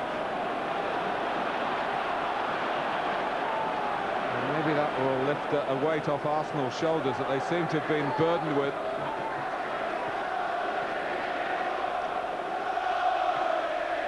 Lauren. Ljungberg. Well, that's how they react now. That's what we have to watch and wait and see. What is vital, you do feel for Middlesbrough and Martin, as they don't concede a second in the next 5 minutes of this match. Henry. Dixon. Just as we were marvelling at the assured touch of Robbie Mustoe to concede the corner. And would you believe it, the 106th goal Arsenal scored this season, it's the first time they've benefited from an own goal. I suppose this will be one of the days, and certainly in these circumstances, they might have chosen. But poor Gianluca Festa.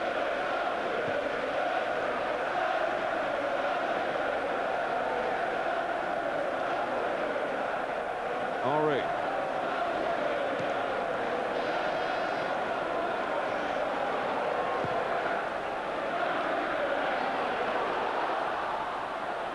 Dixon in the right position. Just making sure Alan Johnston didn't sneak in behind Keown. So it's the first goal that Middlesbrough have conceded in the FA Cup this season, and it's come from one of their own players.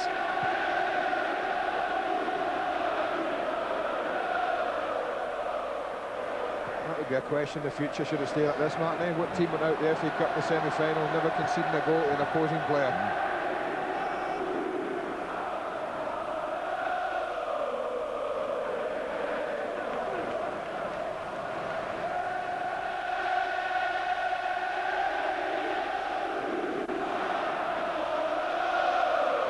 Steve McLaren will be feeling that the fates have rather conspired against Middlesbrough. All their best efforts in the build-up to this match, with the injuries already carrying the suspension, which was very cruel for Paul Ince. Sort of booking that doesn't really always get given, that took him over the brink for the suspension, a handball. And then to lose Ekiog, and then for Ekiog's replacement to be the unlucky man to give Arsenal the lead. As you say, Andy, is football. Here's Bergkamp. Adu, shape to shoot. Bergkamp does shoot, rather softly. Thierry Henry's just looking at him. He made a little run just in front of him, expecting the ball to be slid down the side, but Dennis opted for the shot. It's come off Campbell's head. Boxic goes wide to Alan Johnston. Can Middlesbrough hit back before half-time? De Beer was rather on his heels. And De Beer has given it away to Wiltshire. And look at Bergkamp again. He's been the one who's really tried to set the example, to try and not just influence the game himself, Dennis Bergkamp, but to set the example to his teammates, some of whom have really been out of sorts. He's a man with a mission in the FA Cup, Bergkamp, from the semi-final 3 years ago. He hates being reminded of it, really, the penalty match-up with Peter Schmeichel that he lost. And Arsenal went out at that semi-final stage. It was David Ellery refereeing as well. He gave that penalty. Telling me before the game, Andy, he sent 7 players off in FA Cup semi-finals. Not proudly, No. Always one to help the commentators.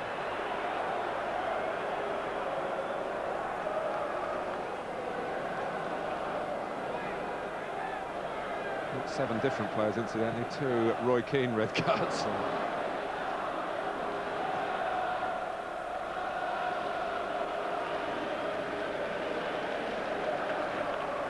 When you think back to that Windass shot earlier and the calibre of the save by Richard Wright, one of the formative moments in this first half.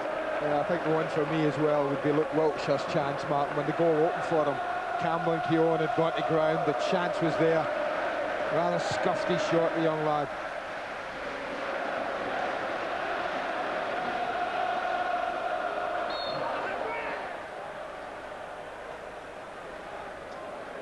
Well, we shouldn't be writing Middlesbrough off at this stage, because they've certainly contributed enough in this first period, which is coming very rapidly to a close. Not to be downhearted with their display, even if they are downhearted by the scoreline. 2 extra minutes.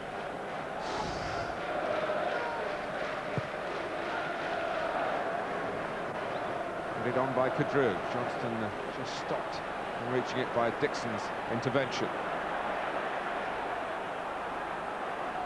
Kadru again.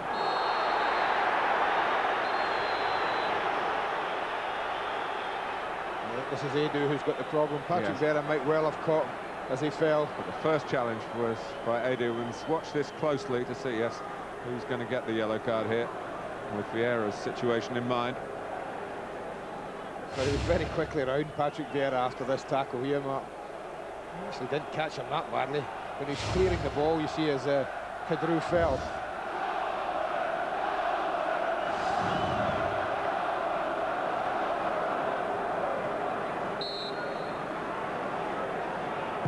Free kick.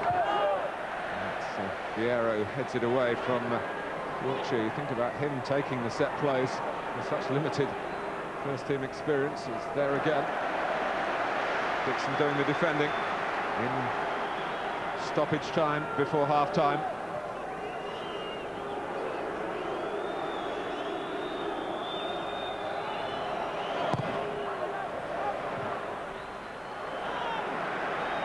He looks at his watch. Haven't been a lot wrong, Middlesbrough. They really haven't.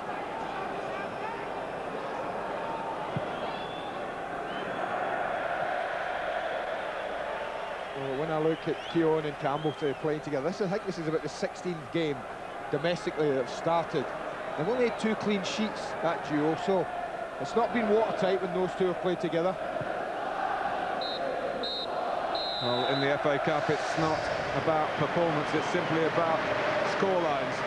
Middlesbrough have played well, but Arsenal lead, and the nature of the goal cruel on Middlesbrough as well. Fester's own goal sent on when Ekiog was injured. Steve McLaren with some talking to do. At half-time, it's Middlesbrough 0, Arsenal 1. On Sky Sports 1 at 8, we've Championship Snooker live and interactive coverage of the Regal Scottish Open final. Here on Sky Sports 2 at 6:45, there's live Spanish football, just a point for Real Madrid. Will take them top again in La Liga. And a reminder that over on Sky Sports Extra now, there's live coverage of the 4th day of the first test between the West Indies and India. How cruel can football be? But Arsenal lead with the own goal from Gianluca Festa, Frank McClintock and Gary Pallister when we come back. At half-time, Arsenal are halfway to the final.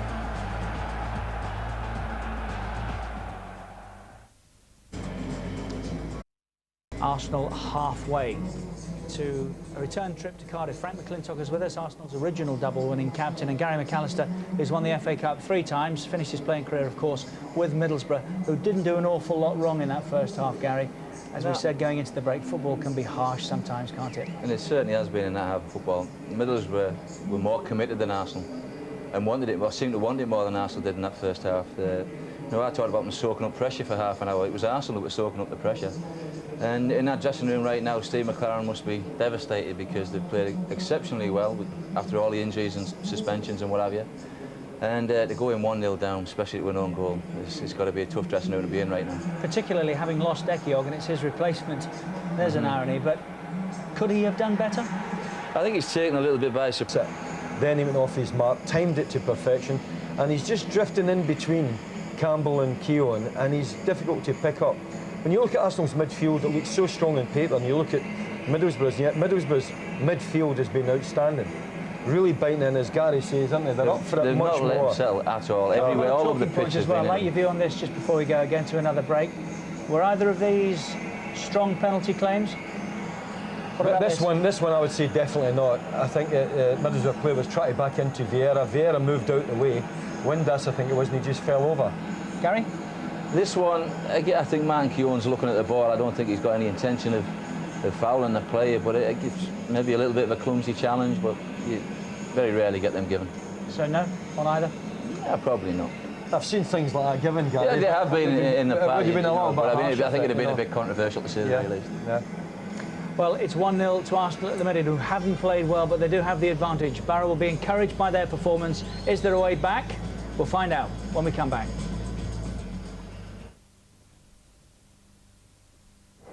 We really are at the business end of the season now. Every point vital, particularly for those four, Chelsea and Manchester United, who play next Saturday at 11:30 on Sky Sports 1, and that's followed on the Sunday afternoon. It's a Super Sunday at Highbury with Arsenal and Ipswich. What a run they've got, Ipswich Town. That's a 3 o'clock start next Super Sunday. 1-0 to Arsenal here in the first of today's semi-finals. Frank, you were just saying to Gary, what do you say to your team? I mean, what's the answer when you've played as well as Middlesbrough and trail at half-time? I think you just say, look, lads, you've played terrific. You've closed them down. You've not let them settle on the ball. They've been a bit fortunate, or very fortunate, to be 1-0 up. Keep it going. Keep the work rate going. You can't slacken off. That's what's gave them the success. Although they're 1-0 down, that's what's made it such a tough game for Arsenal, because they're closing them down, they're working them hard, and they're not letting Arsenal settle. And they've got to keep doing that and then hope that things turn for them. And they cannot afford to turn down good opportunities, Gary, can they? In truth, they're not a free-scoring team, Middlesbrough. If they get a chance, they've got to take it, haven't they? Yeah, if they get a chance, you've got a cool head like Alan Boxers there, who's clinical in front, not clinical, but he's got that cool presence once he gets a chance. And if another chance comes like the one that Luke Wilshere got, you just hope Boxers is on the end of it. 1-0 to the Arsenal at half-time. Our interactive facilities today are available through the red button on your remote control. We'll be following Dennis Bergkamp on player cam for the first 15 minutes of this second half. Andy Gray and Martin Tyler. Thanks, Richard. Well, I suppose what Middlesbrough need is a Michael Owen. To think back to Arsenal's last defeat in the FA Cup when they led 1-0. Let's hear about that Oleg Luzhny injury from our touchline reporter Claire Tomlinson. Claire. Martin, I can tell you that Oleg Luzhny took a kick on the inside of his thigh, and that's given him a dead leg, and that is why he's taking no further part. Claire, thank you. Just to offer a little bit more hope to Middlesbrough supporters, the last time Arsenal lost a domestic game, they were also 1-0 up at half-time against Newcastle at Highbury back in December. Inspiration maybe from another part of the northeast for Steve McLaren's men, but Arsenal have the lead against the balance of the play, and it's a fidgety start in keeping with the first half performance. Lee Dixon plays the ball out straight away.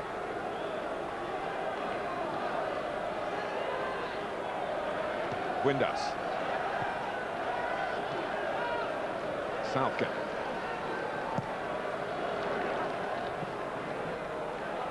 Stockdale taking charge here.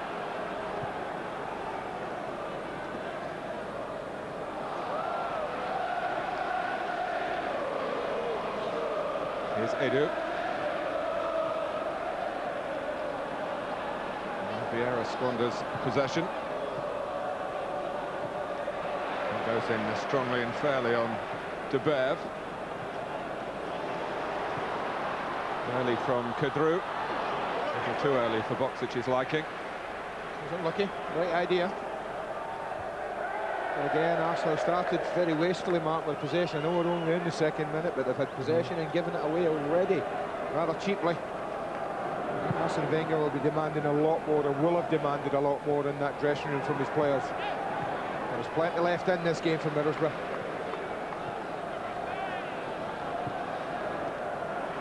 Henry.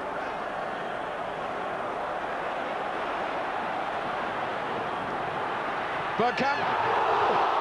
Well, that was more incisive, though. I think Henry's pass might have been aimed for Ljungberg. Yeah, very quick shout, though, from Dennis Bergkamp to Freddie Ljungberg to leave this. He's in the best position. It's a lovely strike. It's very close. If it's 2 foot lower, it's postage stamp and it's unsavable. What That's an effort. Bergkamp, who scored in 3 of the previous 4 rounds.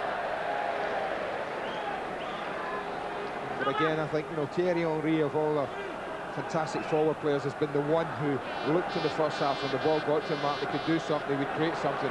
No surprise that he was at... He's got both of them there, did he, Adrian? Windass and Vieira. I'll tell you what, Edu's on a booking, and I think had he not been booked in the first half, David Ellery would be showing him a yellow card. That was a reckless challenge. Yes, it's rather like the one Windass started the first half with, and now a collision here. That's what the referees called it, between Keown and Boksic has stayed down. Oh, what a kick as well, and the referee's blown his whistle. Oh, look at Thierry Henry, he can't believe it. He's so distraught at the other end. He can't believe it. He was in the clear. I'm not so sure what happened there, Martin. I know Keown and Boksic, there was a coming together. Whether it was like Lee and... I have to say, if that's going to fail 6'3" centre forward, there must have been more power in it than there seemed there. It just looked like it grazed and brushed his throat as they were getting across.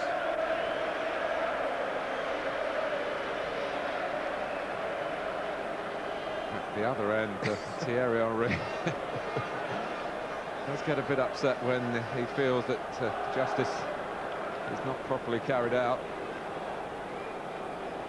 And for an outburst, of course, he missed both the quarter-final games against Newcastle.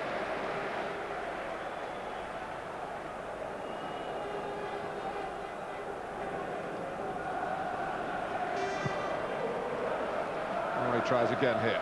Middlesbrough back in force around him, particularly Stockdale. Away by Festa. Stockdale. Musto's worked so hard to keep Middlesbrough ticking over in midfield.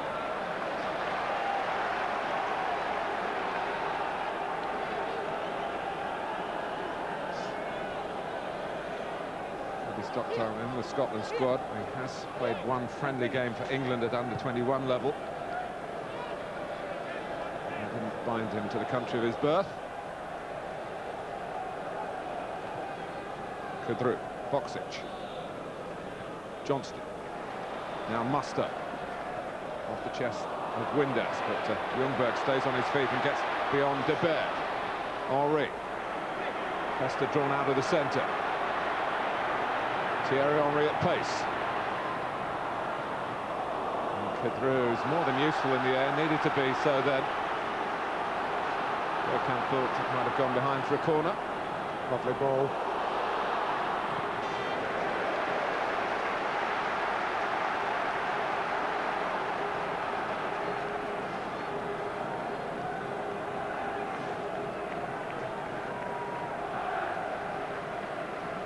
Southgate.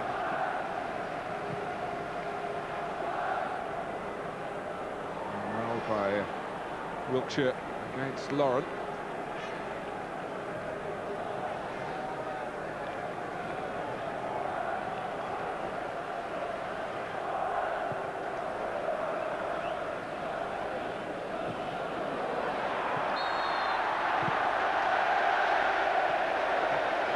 Looking a bit surprised. Henry worked hard to get the decision. Well, it's a bit like Dean Windass in the penalty area, Mark. We've got Henry backing in here. Backing in. You're entitled to do that. And then pretty much a carbon copy of what went on first half of the penalty area. It's amazing how much easier it is to give them outside that 18-yard box, isn't it? I've heard you say that for more than 10 years now. And it's still true.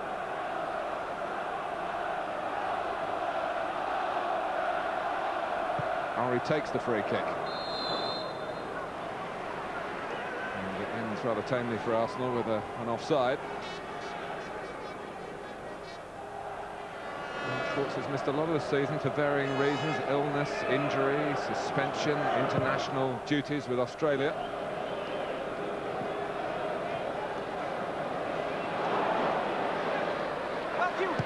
He's done a great job. Probably must go for Middlesbrough today, Martin. pro's pro, isn't it? Maslo's there again. This is Sylvain Wiltor. He's only been on the periphery of the match, really, but that's one of his better contributions.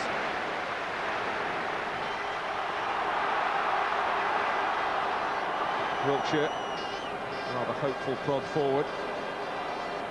First comes Campbell. Ljungberg, more sure-footed than Arsenal have often been. Same with Edu. Swinging it out to Wiltor. It's a good ball from Wiltor. And for once, that was poor control by Boksic. Ljungberg. Taken from him by Robbie Stockton. Wiltshire making up with Windass. Johnston waiting on the left. Wiltshire keeping it moving towards Boksic. And now Ljungberg. Arsenal look to counter-attack, and they can be the masters of that. They've only got 3 forward, and Ljungberg dilly-dallying, and well, Arsenal will be pleased to get a free kick in those circumstances. The momentum had come out of the move, really. Southgate and Stockdale furious, feel that Ljungberg went over to him. There did seem to be contact. Lack of communication here, because no one lets them know that's not the free kick, it's that. It's a free kick, it's quite simple. He's got his leg shut, he can't get away. There's no argument about it, but so often defenders make it difficult for referees, Martin, when they get down and accuse the forward and the player of diving. Well, it certainly looks like they're going to hit this. They've got only Bergkamp on the ball and not Solon around the edge of the box. It's going to score from across. So I think there's a fair chance he might hit this.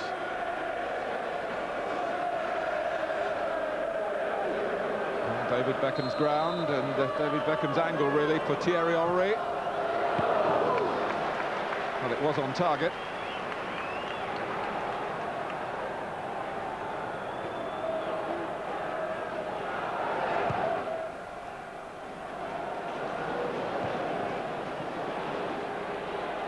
De Bev.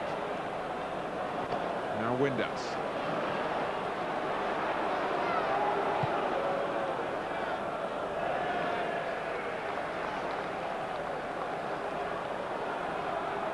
Some activity on the Middlesbrough bench. More on that in a moment, because there's some activity in the Middlesbrough attack. Vieira deals with that. Wiltor. Bergkamp. Henry, maybe a chance to go at Festa here. Opts for the pass. Oh, Kadri! He's only set up Wiltor! Well, that's the FA Cup final spot on your right foot. What an amazing mistake. What an amazing miss. Unbelievable in both counts. Really poor defending here. But I tell you what, that sums up Sylvain Wiltor today.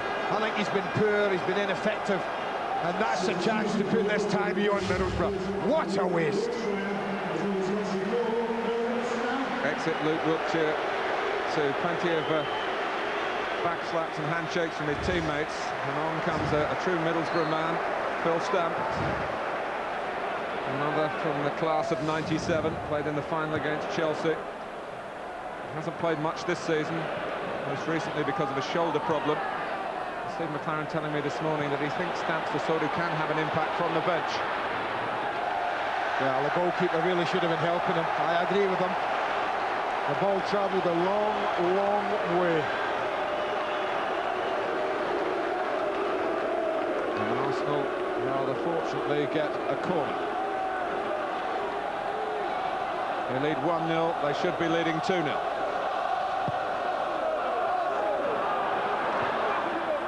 This is Martin Keogh. And Sol Campbell, the 2 centre-backs, trying to open Middlesbrough up here. And De Bev does well. And with the pass also. Boksic. Well, look, Sol Campbell's got a problem. They're going to have to make another change, Martin. Left hamstring. He's in trouble, big problems. Not only for Arsenal today, but perhaps for Sven-Göran Eriksson in the near future. Well, what an unlucky ground Old Trafford's been in FA Cup semi-finals for Sol Campbell. He gave away a penalty as Spurs lost here to Newcastle. He came off. Last game for Spurs was against Arsenal there in the semi-final last year. He didn't last very long in that. A loser on both those occasions. At least his team, his present employers are leading here, but he's got to go. Oh, what a day it's been for Arsenal and Arsene Wenger, Martin. A day that he thought he would bring his team here, and if they played well, would win it comfortably. Look at that. I'll tell you what, if that's gone, then so might Sol Campbell's season and his World Cup place. You see him thump the ground in frustration. He shakes his head, he does. Oh. Well, he's not the first England head coach, stroke manager, call him what you will, to feel the problems of club against country. We have such wonderful domestic competition in this country, and we export it round the world, these television pictures being seen globally. And internationals, though, are coming up. Republic of Ireland against the USA, Sky Sports 1 on Wednesday. England, of course, against Paraguay, that's Sky Sports 2 on Wednesday. Scotland against Nigeria, Sky Sports 3 on Wednesday. And for a bonus on Sky Sports Extra, there's Portugal against Brazil. Take your pick. But Sven-Göran Eriksson won't have his first choice pick available. And that might even another rethink on the captaincy. Only he would know that, of course. Middlesbrough have a corner.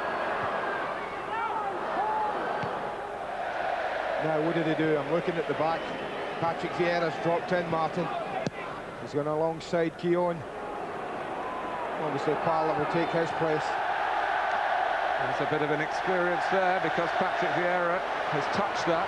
There's no Gilles Grimondi with Arsenal today. He's not injured, but Arsene Wenger deciding he had 16 that he could go with without Grimondi, even though Tony Adams dropped out at the 11th hour. Well, that's the advantage. 2 men on the post. Stockdale quickly across to take the throw and keep Arsenal on the back foot. And he launches it. Up goes Vieira. Wilton. Dixon. Ray Parla on, full of running. And behind to Bear. Can he go for goal here? He's got Henry with him. He looks for Henry. Oh. Arsenal have had 2 golden chances, the team in the golden shirts, to settle this semi-final in the second half. Well, I said Middlesbrough might pay for not scoring, Martin, in the first half when they were in top. Will Arsenal pay for not putting this game to bed? In the last 5 minutes, they've had 2 fantastic chances to make the next half hour meaningless. Bergkamp. Here's Keown.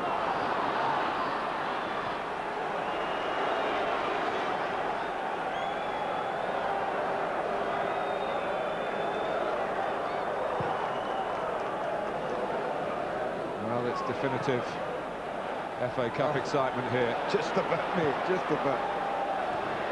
Windass. Well, if I was Boxic now, I'd be looking around and I'd think, OK, let's try and test Patrick Vieira. He's a talented footballer, but it's different tackling when you're a last man as a centre-back than it is if you're a midfield player. Lee Dixon's come on as a substitute, but he knows what the job entails when you defend a corner, and that's part of it. And then this ball down the line's a fantastic one. Ray Parla fresh and on. Look at Henry. Now just slide it in, but he takes that touch, it gets away from him, and so does the chance. Bergkamp. Ljungberg. I think the plan for Arsene Wenger, Andy, was to move Luzhny to centre-back if needed, and of course he's gone, so it's Keown and Vieira. In goes Freddie Ljungberg. Wilton. Bergkamp. Arsenal having to dig really deep here. But he'd rather be in their position than Middlesbrough's. They have the goal.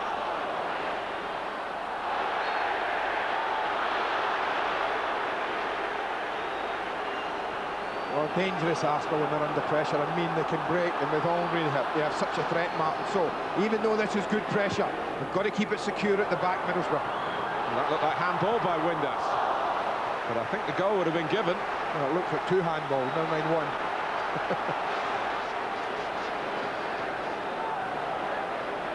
Southgate the boss against Henry. Fester. What to do? I mean that, if Arsenal think they're there, there's work to do. Muster. Now Stockdale. It's tense, it's tingling.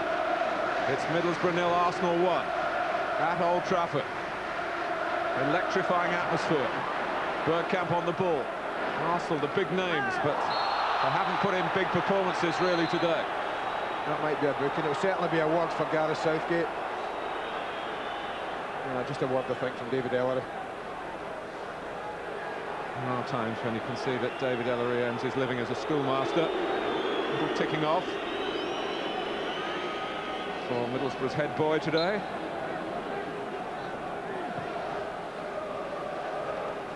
Ado. Bergkamp's on the move, and that was the link-up they were looking for.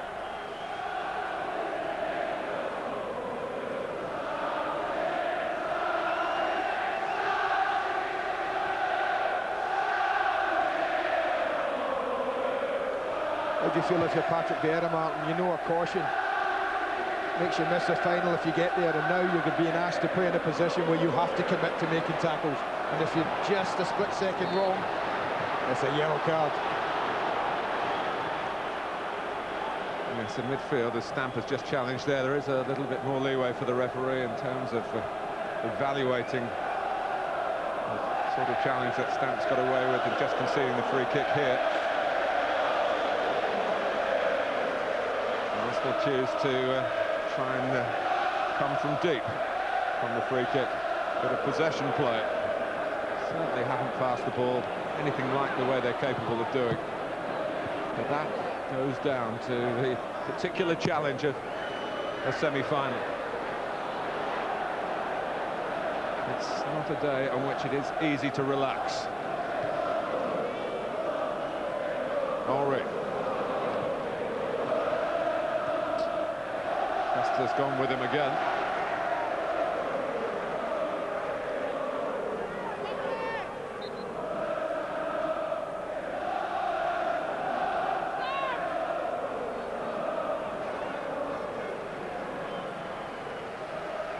Keogh.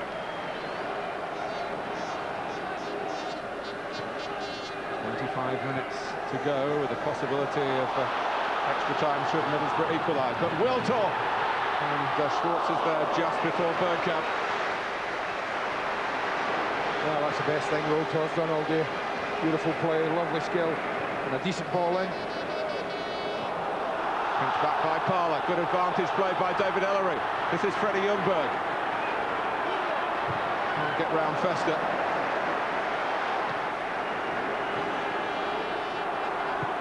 Stamp measuring the ball for Alan Johnston.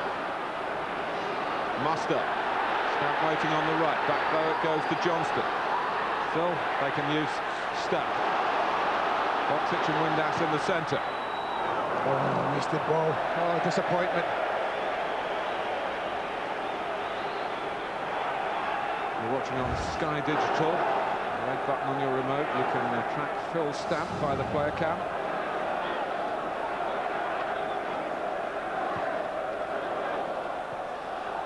Steve McLaren sent Stamp on as a player to maybe explode into the game and give Middlesbrough what they need. What some might feel they deserve, although, to be fair, we've been going on, Andy, beating the drum about Arsenal not playing to their standards. They have had the second half chances. They haven't taken them.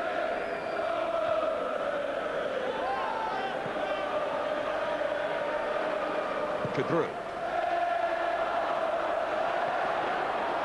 Having to read the bounce of the ball and be aware of Boxic's position as well. Maybe a sort of fellow you'd want on your side in these circumstances, Martin Keogh. Oh, there's no doubt about that. getting involved with Windass there.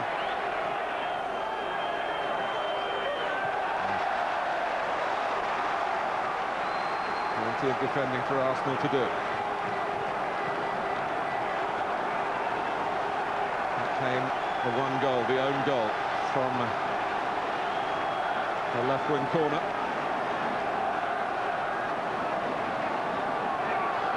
Middlesbrough get one in at the right end. All right, hesitated. That's Richard Wright. De Bev. And by the head of Lauren. It's another corner. Great header from Keown. Under real pressure. Is it Boxic or Kedru who's going in underneath it? Boxic. That's Kedru. It's a fantastic header. There's certainly damage being done. The ball was flighted into a beautiful area. Sat up there, begging to be attacked. Watch Keown's header here because Kedru's got the run on him. Sickening clash, but this was a header as a defender you just had to win. Brilliant defending, but with a price. Oh, it is taking its toll on the participants here. The physios have been very busy. I mean, it's not been a classic in terms of football, but semi-finals really are, Martin, but it's had everything else at the moment. That we'll have to get some dealing with. He won't be staying there for long. He certainly won't be allowed to stay on the pitch with that amount of blood pouring from his head. I've seen some blood spilt this weekend. I was at Derby yesterday. Alan Shearer and Rod Lee. Sorry, Andy, but a possible replacement. Colin Cooper back for Middlesbrough, a substitute today. His first involvement since the tragic death of his young son on the day Middlesbrough beat Manchester United in the 4th round of the FA Cup. Well, just going to say a major concern for Arsenal in particular will be, can they patch up Martin Keown? I mean, they won't. Imagine if he had to go for 10 minutes, Martin, and get that stitched up. Imagine he's David Ellery says, sorry, I'm not having it, Martin. Too much blood about, you're going to have to go and get that dealt with. And that would be a major problem for Arsene Wenger.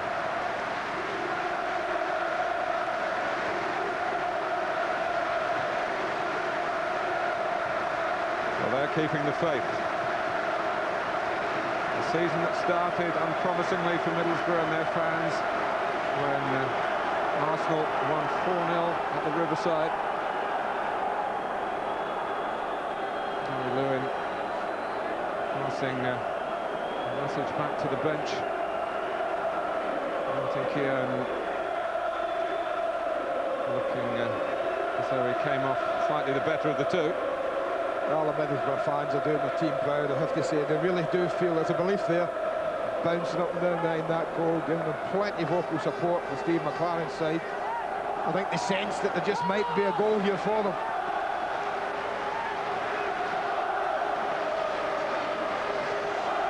We're talking about added time for sure, if not yet extra time. On we go. Headed out by Edu. Muster.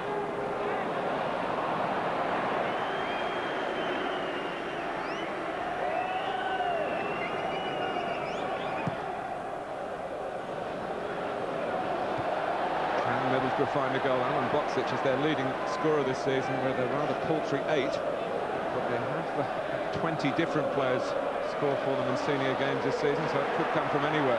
For Arsenal, it's Ljungberg. Henry.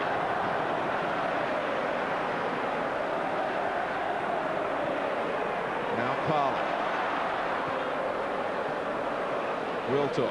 Wanting support on the right, but Dixon wisely probably had just held. He's got a player to mark in Alan Johnston.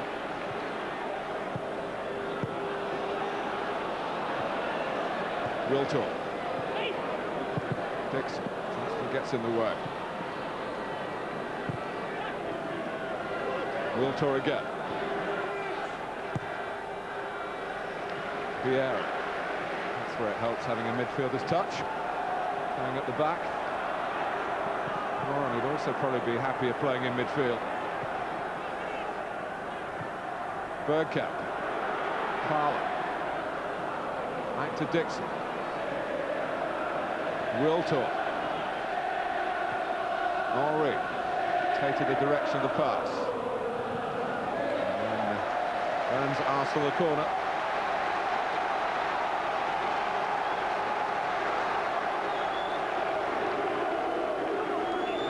Well, we want to see a bit more of that, Arsene Wenger. I mean, that passage of play when they kept the ball for probably the longest they have done in this match. Popped it about, right to left and back again. Knocked it down into his own grasp.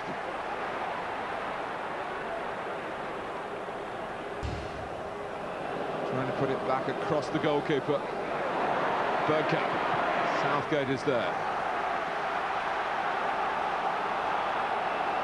That's how close this game is. One mistake from Lee Dixon, they're in, and Alan Boksic could have levelled it.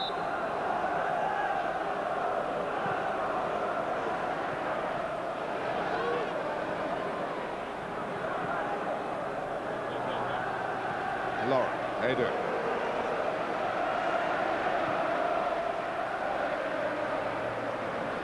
Wilton.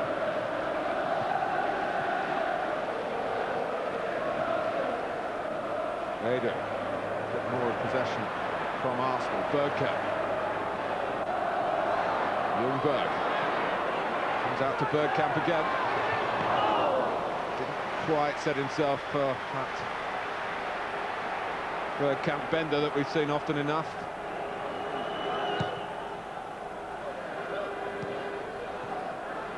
Musto.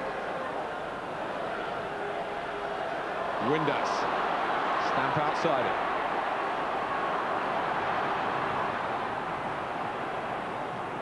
Stockdale crosses. Boksic up. Windass. Very nearly between the two frontmen. Good claim from Boksic to win the first header. Martin Keown maybe a touch tentative, Martin, after that clash with Kedru. Again, he's holding his face. The Arsenal centre-back, again, he's got a problem. And that's the clash. I think it might have been the arm that caught him, but he got up early, Boksic. Well, as we look at Martin Keown, we can hear about Sol Campbell, who's already off from Claire Tomlinson. Martin, the news from the Arsenal dressing room is that Sol Campbell has pulled his hamstring, but it's too early to tell just how serious that pull is or how long it will keep him out. Well, Sven-Göran Eriksson will want the bulletin when it's a bit more precise. Middlesbrough going to make another change, and it's an expected one, really. The exciting young man from Argentina, Carlos Marinelli, for Alan Johnston, who's worked hard on the left-hand side, and Steve Harrison, the assistant manager there, just making that point to Johnston, who's not really been in the team recently, but he's certainly served the cause today, and that goes for everyone wearing red. But they need a spark now, don't they? They need someone who can just do something different. Marinelli fits that criteria. Never sure what you're going to get from the lad. He's got a talent.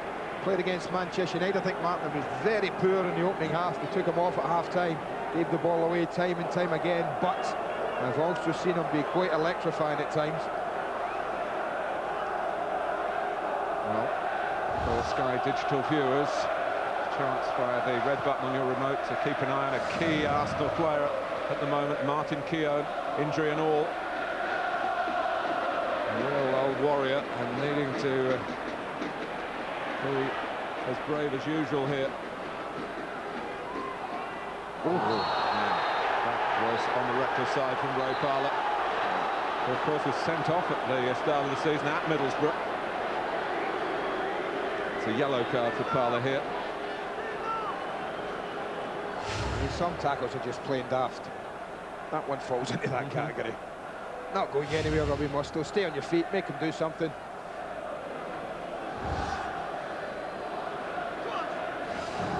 Don't forget that clock there, it says 77 minutes. It'll be a lot longer than that at the end of this match. Forward by Edu. Very nearly let it get away from him to Bergkamp. He's knocked it long in the end, where Windass has made something. In comes Stamp, and Windass and Vieira. They better be careful. Windass has already shown what he's it's wound up Dean Windass, and Patrick Vieira, as you said, something more than this game at stake for Patrick Vieira. If Arsenal go on and lose this match even, Mark, then he gets booked. He'll miss the Manchester United game, is that right? Yeah, a booking, and he'll definitely miss the game against Bolton, which is 2 weeks tomorrow, and a second game the following weekend, which will either be the FA Cup final or the match here, away to Manchester United, which could determine the destiny of the Premiership trophy. Well, this is what happened, he says, as he turns here. He feels that Vieira's got, well, he's got his arm across, but as a defender in that situation, Dean Windass can't expect anything else. If Vieira got in front of Vieira, you can bet your life Dean would have had his arm across the chest of Patrick Vieira. Ljungberg. About Arsenal, Andy, they so often win games through the fantastic flow of their football. You wonder if they ever need a plan B, if they even have a plan B. And at the moment, plan A has not swept Middlesbrough aside. The only thing I would say, yeah, I think you're right, and up until they went to Anfield this year, I wondered that the same, but I think we saw that day under great adversity when they went with 10 men and they went and had to win the game. The side showed a quality there that maybe one or two suggested they might not have, and I think that will stand them instead, or have to, in the last passage of this game. Yes, Arsene Wenger many times recently has talked about the spirit in the side, taking them a long, long way, take them back to Cardiff.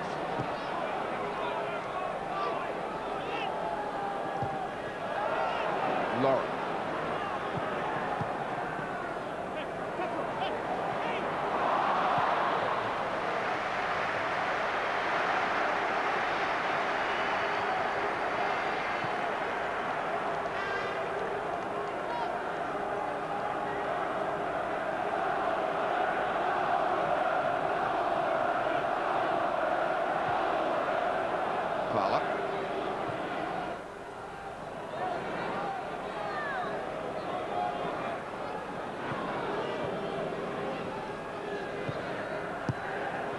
Wiltor. Dixon. Now Vieira. 10 minutes of regulation time, but David Ellery, I'm sure, has got plenty to add to that. He's unlucky, so he's not, I think.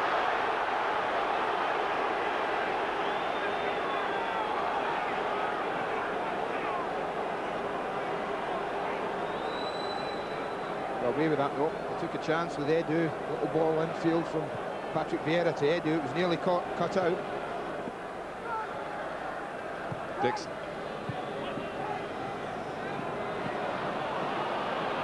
Well, he hasn't really got into his stride as yet.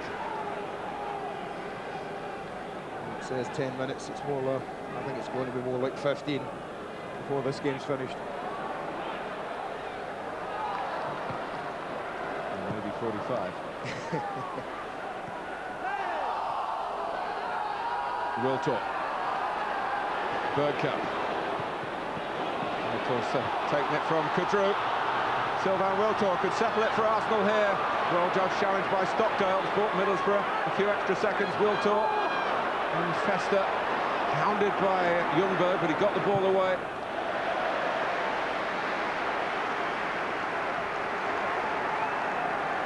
Still the one goal, the own goal by Gianluca Festa, who didn't start the game, remember.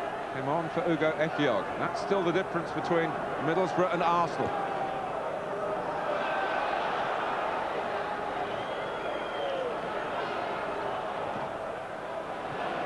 Kudru. He's impressed Steve McLaren and his coaching staff with the Englishness, if you like, of his approach as a Premiership defender and an FA Cup defender. Here's De Beer. And Stamp. You can hear the bellows from the Middlesbrough fans. They felt Stamp was taken down off the ball. They tried to come across Lauren, and the ball was played through. Ended up going to ground. The Middlesbrough fans felt it was a free kick. Not so sure myself. Ljungberg. Work with Bergkamp here. Wiltor involved as well. Back for Dixon. Thierry Henry is back post. I think that's a great chance. I mean, he hasn't scored a header, I don't think, this season, Thierry Henry. Maybe this is why. Lovely ball in. Gets up nice and early, but it's a poor header in the end.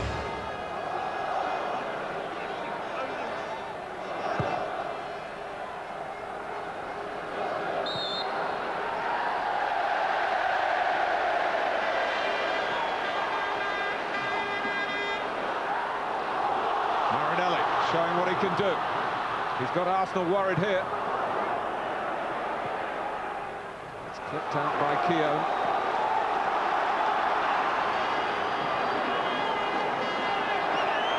The ball's gone out. Lee Dixon knows all about Marinelli, Mark. You can see that when he's concerned when he got the ball. He's trying to get as tight as he can to him as early as possible. We've just heard from Sven-Göran Eriksson via our reporter Jeff Shreves that replacements could be in the offing for England if Ekiog and Campbell are ruled out, as seems likely, and Martin Keown, of course, with his own injury worries here, might come into that category. The replacement for his country, still with his World Cup ambitions.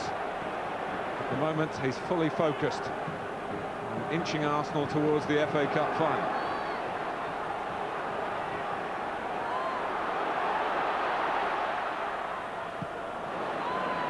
Vieira. Henry. I don't think he wants his centre-back that far up the pitch, does he? De Bev. A pretty rumbustious challenge from Freddie Ljungberg.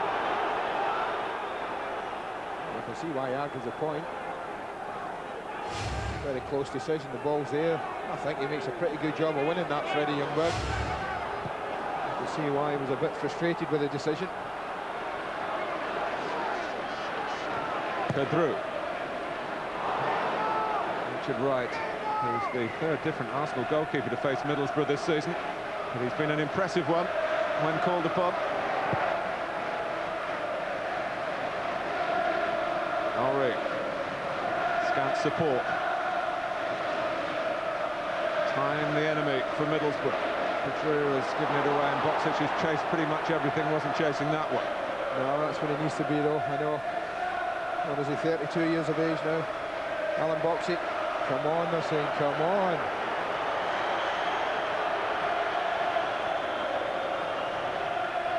Right, quite entitled to use up the time then.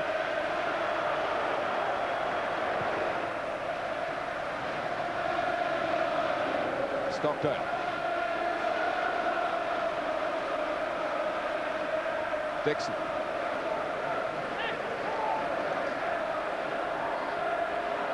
Wiltor's lost it.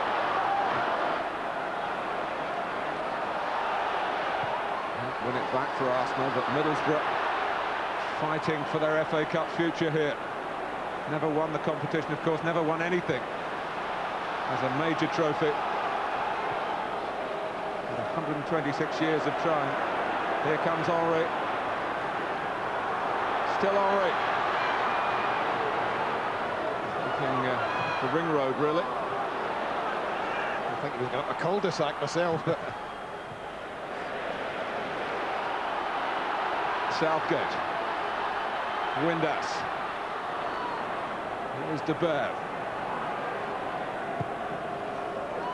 Now Stamp. And he's got the better of two. And it's skimmed off Dixon's head. Boxic will collect. Middlesbrough need numbers in the centre. And makeshift centre-back there was Edu. He did well. Keown get drawn out from the middle. Somebody had to fill the space. Marinelli. Stamp coming round the back. And he wasn't the only one. Max Stamp, I think, was defeated by his own teammate then, Dean Windass. Yeah, well, certainly Stamp looked to one here. You see Alan Boxic might well have been offside there. But Windass stretches when Stamp wanted it. He must have been shouting Phil Stamp. I can't believe he wouldn't have been. Well, two burly figures bearing down on the cross, trying to keep Middlesbrough in the FA Cup. been a stirring display from Steve McLaren's side. And still, they might find an equaliser, but they need to progress better than they've done here, because it's Parlour for Arsenal. Outside the area, yeah, he's ended up on the ground inside. Good play though, wasn't it? Gave Marinelli a real problem as soon as he cut across his pass.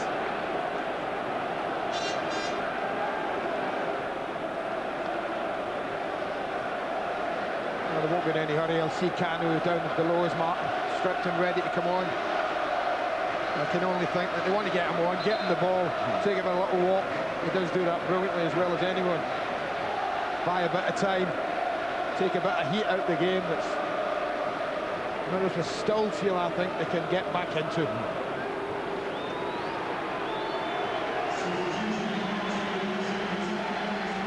Dennis Bergkamp. This way to Kanu.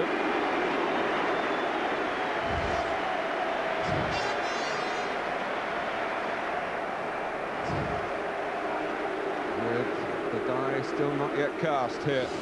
Oh, I've got it, Mark. I'll tell you what's going to happen now. We're going to see 5 extra minutes in my book. I'll tell you that now. Yes, we've got confirmation of that. I don't think he can keep it for 5 minutes, Kanu, but he'll have a jolly good try. Not much more than 5 seconds. And he's muddled Robbie Mustoe to the ground. Whacked wide by Windass, good presence of mind there. Stamp, Stockdale charging up outside it. Marinelli. Oh, look, it's just gone out, flag has gone up. And Patrick Vieira kicked that away, and that can be an offence. Well, in the laws of the game, if the referee deems it's done deliberately as an ungentlemanly act, it would be a mandatory yellow card, but I think Vieira was just fortunate the ball went back towards where the throw was to be taken. Confirmation of those 5 extra minutes. Suddenly the Middlesbrough fans have got another voice from somewhere. They've seen the 5 minutes. There's still hope for the 29,000 that travelled down from the northeast. I think if they did equalise, the psychology of it all, and Arsenal's problems going into extra time, but Arsenal so far have stopped that happening. Will talk. Kanu lopes up alongside it.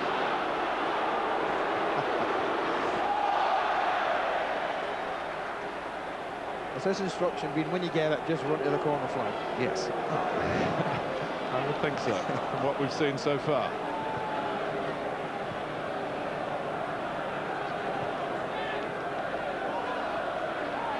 Pedro gets it in the right direction for Middlesbrough. Off goes Windass. Makeshift centre-back Vieira's there, and confused with Keown. They could have sorted it out between them, but they didn't. An unnecessary corner, maybe Arsenal have conceded here.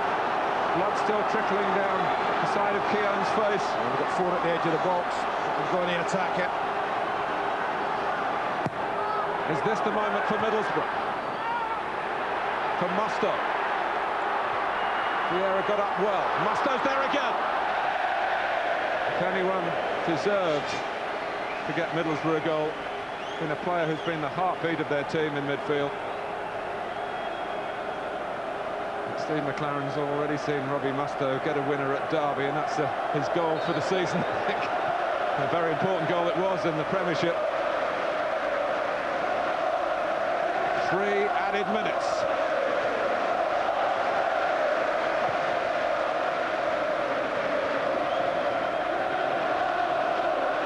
Here's Henry. Also with keeping the ball uppermost in his mind. Well, I won't be in any hurry to take the throw in either, I would suspect. But it's been, I mean, semi-finals are about, not about performances. At the end of the day, there's only one thing that matters if you play in an FA Cup semi-final. and that's how you contest in the final itself. How you've played, analyse it all you want after it, it doesn't matter. Have you won or not? At the moment, Arsenal, although not playing great, are winning the football match. Frowns again from their manager. He's had precious little to smile about, but he could soon be wreathed in smiles. Musto.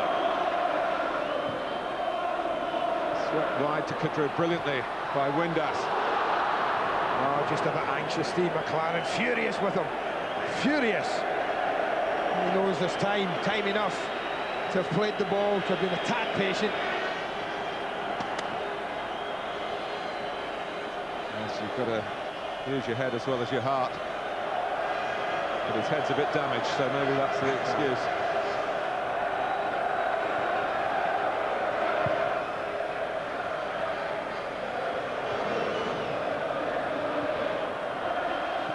Boksic, Windass, Dixon is there. Wiltor, still got pace. But, he's taken it out. Middlesbrough have made this a contest from first whistle right to the last, and that's to their credit. That won't be much consolation, though. Unless De Beer. Vieira. Stockdale flies out off Edu. Stockdale's got the long throw. He's across to try and use it. No, there's an option on short. Fester's forward. Oh, what a story that would have been. Well, he did his bit. I think he did his bit by keeping it in there, Martin, but Boksic was rather at the edge of the box rather than going in on it. Flicked on by De Beer and by Boksic. The flag's up. Arsenal are very, very nearly there. For all the marvellous efforts of Middlesbrough, who can take pride in their performance. But that is scant consolation at moments like this, when the final whistle's about to go and you're about to be losers. The history is today. It's the first time an Arsenal player hasn't scored in a game this season.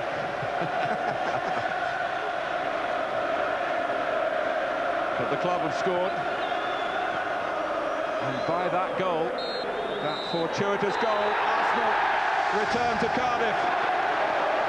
Last season's losing FA Cup finalists are in at the climax of the competition again. Their 15th final, equalling the record of Manchester United. Fortuitous it may well have been. Gianluca Festa will certainly think so. His own goal, the first goal that Middlesbrough have conceded in the Cup this season, and it's fatal to their hopes. They've been under strength, but they have played like heroes. But it's Arsenal who have grasped the prize.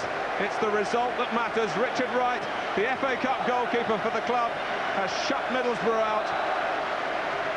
You could say that the first semi-final today has gone the way of the favourites, but not the way the favourites might have expected to win it. Medals for gallantry to Middlesbrough. But the win, which is what it's all about on days like this, for Arsenal. Andy Gray. Yeah, I couldn't agree with you more, Martin. It's been a real giant of a game for Arsenal. They've not been at their best. But often the measure of a great side, like Manchester United and this club have shown through the years, is to win games like this, when your big players are a tad off form. Steve McLaren can be rightly proud of the way his team have played. They've come such a long way since August, when this team, Arsenal, went up to the North East and thumped them 4-0. Gave everything today. Didn't quite score when they should have done or could have done in the first half. That might be the thing that will disappoint them most. Never quite did enough second half. One off the line and a Boksic header, really the only two chances that they had. But Arsenal hung on, no doubt about that. And they now contest the second final in the Millennium Stadium in Cardiff. Sympathies to Gianluca Festa. Congratulations to Arsenal. Middlesbrough 0, Arsenal 1. What a week of international football we have coming up. It starts on Tuesday night when England's under-21s play Portugal, 7:30, Sky Sports 1. Wednesday at 7 on 1, the Republic of Ireland meet the United States. At 7-on-2, England play Paraguay. An update on Sven-Göran Eriksson's squad shortly. 7:30 on 3, Scotland play Nigeria. And just for good measure, 9 o'clock on Sky Sports Extra, it's Portugal against Brazil. Heroes all over the pitch in red, some of them covered in red, but Middlesbrough are out. Arsenal are going to Cardiff, courtesy of this goal from Gianluca Festa. Not vintage claret, but Arsenal go to the final nevertheless. Reactions next.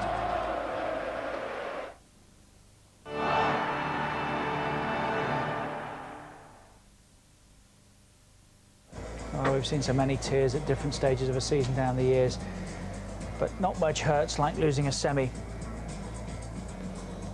They're delighted. They're going back to Cardiff, the Gunners, to put right what they think went wrong last year. It's a long journey back if you've lost. To the northeast for Middlesbrough tonight. It's not an easy trip back down the M6-M1 for Arsenal, with roadworks most of the way, but they probably won't feel too much of that. Our airship, we're very grateful to our captain this afternoon, James Peplow, leaves for its base back in the Midlands. That'll be a lot easier journey back. Let's join the man of the match. Lee Dixon's with him, and they're talking with Claire Tomlinson. Lee, Martin, congratulations, another cup final. But Martin, just how hard did they make you work for that? Well, very hard. I've not played for a little while. I think it showed, really. But it was great to win it. But all credit to them. They had a game plan. You could see they stuck to that. But we got a little bit of luck today, and maybe our luck's changing now. You lost Tony Adams at the 11th hour. Sol Campbell also had to go off. How's Patrick Vieira as a centre-half partnership? Well, he did extremely well. He's a quality player. He can play anywhere. I'm sure at the end of his career, that's where he'll end up. And how much extra responsibility did that put on you? Well, once Lee came on, it was quite easy for me, really. But no, it was a great day for the club, great for the fans. They're here in numbers again. So this time, you know, we need to go one better and maybe win it for them. Lee, you certainly played your part when you came on. You had to clear off the line from Dean Windass. Yeah, I didn't get a very good strike on it. I think it hit me on the knee, but it'll count. I didn't see a lot of it, it just bounced in front of me. But yeah, as Martin said, all credit to them. I thought they played ever so well. You know, they put us under a lot of pressure right from the first minute. And you know, in the first half, I think we're probably the better team. But we didn't play very well today. That's probably our worst performance in the cup this year. But sometimes goes like that. There were days where 1-0 to the Arsenal would be a scoreline with which you felt very, very comfortable. Are there more nerves now holding on to that scoreline? Well, there is in semi-finals because there's so much at stake. But I think, you know, we dug in there. We had a few dodgy injuries, you know, in key positions, especially obviously Sol going off. So we had to rearrange a little bit. But as I said, I thought Patrick did really well, and the team dug in, and you know, it just shows that we don't just play attacking football all the time. We can mix it and dig in when we have to. Going back to Cardiff, is it time to lay those ghosts to rest from last year? Well, there's an awful lot of football between now and then, and got another hard week's training. It's been like pre-season for me lately, so another hard week's training, and hopefully be playing next Sunday. But Lee, you can't help but think that the double is now one step closer. Well, obviously it's one step closer. We've just won a semi-final, but we're in the final. But as Martin said, we've got Ipswich next week. If we lose that, then the double's not on. Martin, you are man of the match. Sol Campbell obviously injured, Ugo Ekiog injured. Maybe hopeful there may be a call from Sven-Göran Eriksson. He said he may look at replacements. Who knows? I'm just trying to get in the Arsenal team. You know, maybe that's just as hard. Thank you. He is the man of the match. Lee, I wonder if you'll do the honours for us. AXA man of the match, Martin. Well done. Thank you. Fully deserved. Thank you. Cheers. Well done. Rob is so disappointed, but you can't fault your team for effort, surely. Yeah, we were prepared for the match, and we want to give it everything, really. It's a massive game for us, very difficult. Nobody fancies us to do very well today. But all credit to the staff and manager. Got us wound up for the game, got us well prepared, and we give it everything out there. And gave the potential champions a right good game. We wanted to make sure they knew they were in for a game today, and I think they did. Especially in the first half, you seem to be well on top. Or were you concerned that you just weren't getting that goal? We had a few chances, you know. Sometimes we have possession of the ball, but don't create. We created a few good chances first half. Disappointed we didn't score, and obviously their goal's a fluky own goal. It leaves us a mountain to climb a little bit, but we stuck at it second half, and we gave the fans something to cheer us on about. Do you think you had a couple of decent shouts for a penalty at all? I think a couple of half chances. I didn't really see that closely. I think a couple towards it in the second half, a couple of decent shouts, yeah. How important is it now that you carry on and finish as high up the table as you can to make up for the disappointment of today?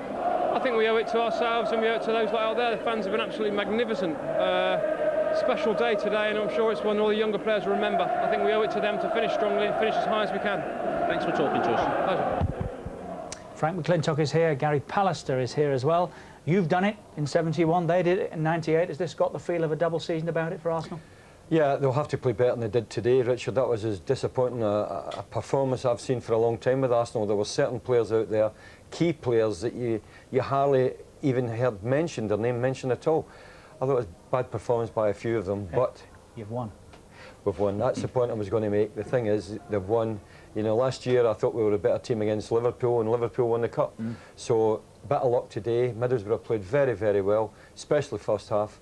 But Arsenal did have two excellent chances in the second half. Should have buried them, should have put the game out of doubt, but credit to Middlesbrough, they stuck in there. Very difficult to feel anything other than disappointment when you've just lost a semi, Gary, I would imagine. But can Middlesbrough take anything from the game? I think they can, certainly, with the performance. They came as big underdogs, and straight from the off, they tore into Arsenal and made them look average. We expected it to be, you know, Middlesbrough doing a lot of defending, but it was the other way around, and it was an honest assessment by Lee Dixon and Martin Keown. They didn't play well because Middlesbrough didn't let them play well, and I think they're very fortunate to win the game. Right from the off, you sensed that they had the bit between their teeth, didn't you? That was the early chance. Well, that was a chance, wasn't it, for Wiltord? It was one of those, I imagine, Frank, that you were referring to. You didn't see much of him today, did you? No, Wiltord had a poor game. I mean, that chance he had in the second half, everything bounced beautifully for him, you know, and he was on his own. Just needed a little bit of composure. As was on Ray, got a shot there, as Andy says, he didn't connect it full in the middle of the boot. Sometimes if it snaps. Maybe a 2 or 3 week one with a few strains, yeah. That was the one that Lee Dixon was referring to. See the old thing about it, but enough. Keeping two full-backs in the post, or two players in the post, it works out so well at this. Normally, you'd expect him to slide that in, wouldn't you expect him to take that first time and put it back across in the other corner, but he's taking a touch, and it's a really bad touch for a player of his class.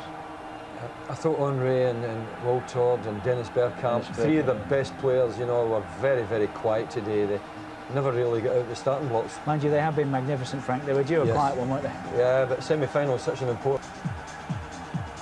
But at 1-0, there's always hope, isn't there? Dean Windass once or twice. Yeah.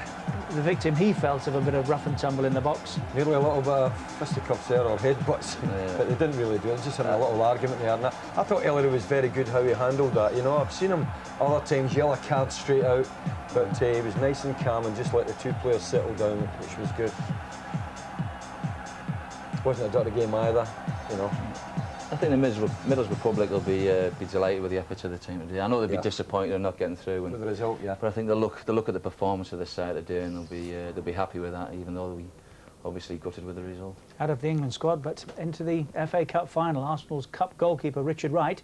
Here he is with Jeff Shreves.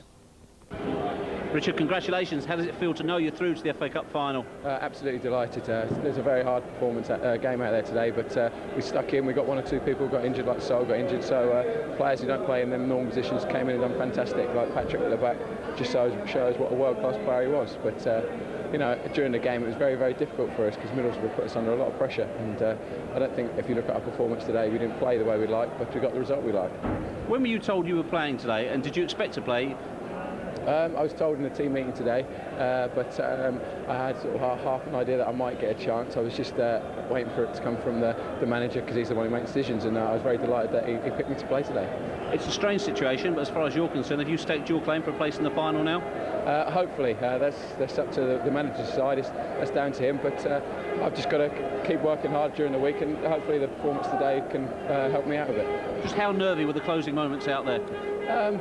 They are nervous times, especially for the fans and that, but I think we felt pretty confident when we could keep a clean sheet today. Do you get a feeling from the squad that really they are driven on by the failure of last season and the fact they haven't landed a trophy for 3 years?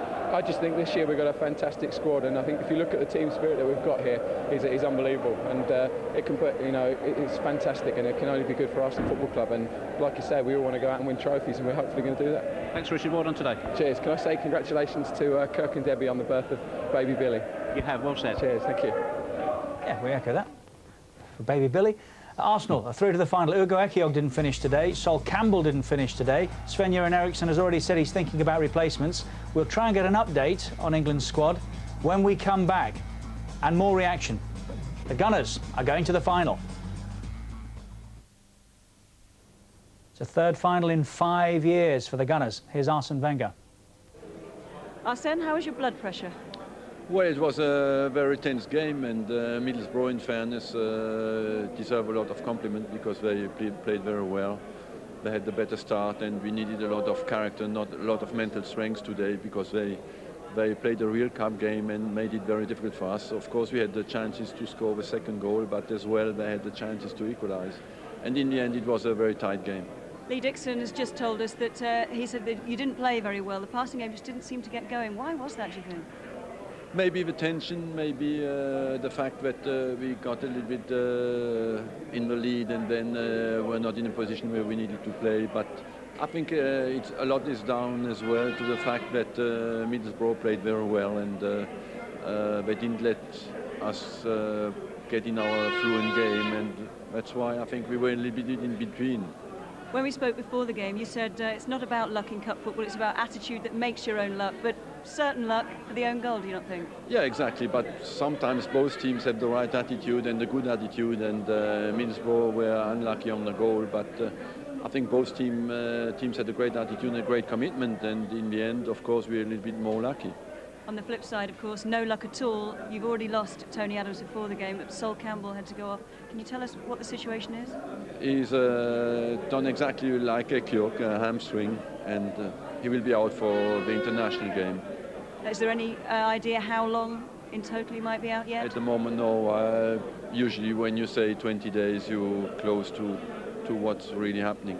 So you think he will be okay for the World Cup? Yeah, for the World Cup, it's no problem. And for the Cup final? We think so, yes. Thanks, Arsene. Thank you. Very, very proud of the players, and we've just said to them, you know, hold your heads up when you come out, because you have everything to be proud of. I thought the fans were absolutely magnificent. In fact, I thought it was a good advert for football. It was end-to-end. They had chances, we had chances, and you know, in the end, we lost. As the coach, does it gnaw away at you when you're on top, but you're just not scoring that goal? Well, it does. We had opportunities, and you know, but that's cup semi-finals, that's football. You get defining moments in the game, and you have to take them. You know, they didn't score against us, we scored for them, and we couldn't manage any defining moments of ourselves. So it is disappointing, but as I say, I couldn't ask any more from the players. What we had out and how they performed, and during the game, things going against us, how they came back, stayed in the game for 90 minutes. So as far as you're concerned, no team has scored against you in the Cup this year? Well, I wouldn't go as far as say that, but you know, certainly we've had a great run. It's been a fantastic day, a great day for the supporters, I thought. Even at the end, absolutely magnificent. And you know, maybe this has come a little bit too quick for us, but we'll certainly take it, and the players should be proud. I know it's difficult to move on so quickly, but such is the nature of football now. If I can ask you to put your England hat on, how concerned are you about the injuries to Ugo and also to Sol Campbell, of course? Well, of course, you look at the amount of games players are playing, and what you're asking them to do, and this stage of the season. You know, today proved that you take players to the limit and you get injuries, and that's a shame. You know, with England coming up and with important games coming up. You need players fit, and especially for us, it's a disappointment with Ugo, because, you know, I thought he's been magnificent for us all season. We look to be coping very well, but you know, Gianluca came in, did a great job, but unfortunately we've lost Ugo for a few weeks. That long? Definitely not for England next week then? Well, I don't think so. Looking at him, you don't know the extent, obviously, until 24, 48 hours later, but he's very disappointed in there, and so are we. Thanks for your time today, Steve. Thanks very much. Cheers.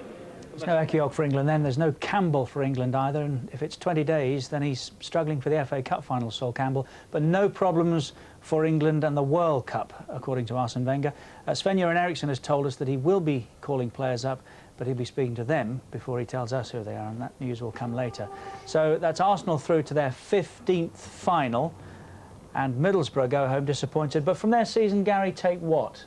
From a season that started so badly, 4 straight defeats and the threat of relegation. Yeah, I mean, as you said, it was a poor start to the season. Steve McLaren had just taken over and really hadn't stamped his authority on the team, and it's taken a bit of time to get things sorted out how he wants them. I think the fans can now see light at the end of the tunnel. I think they see the team playing a lot better. Culminating a performance like that today, as I said, I think the fans will be proud of the way they played. It was a great team effort. They've got on the verge of Europe maybe now in the league. They've put together some great results since the turn of the year. The foundations are there for the side, and you know, hopefully we'll go on to bigger and better things next season. And Arsenal, presumably having secured their place in the final, can now concentrate on other matters, Frank. Yep, the important matters of the league matches. I just seen last week against Tottenham a little bit not quite sparkling as they were in the previous 2 months. I've seen the same again today. Hopefully that's out of their system. They can concentrate in the league and get the double. And they've got a great chance actually, but they'll have to play better than they did today, and they can do. And attention turns back to the league next weekend in the company of some of the country's top marksmen. Hasselback, goal! Hasselback! What a fantastic shot!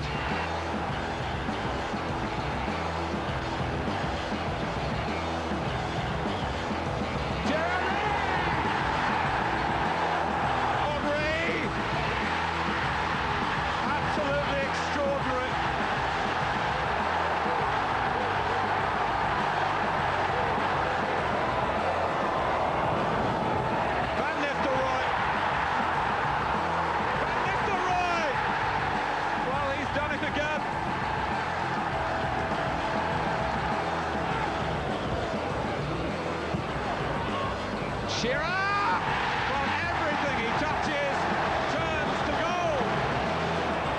Shearer!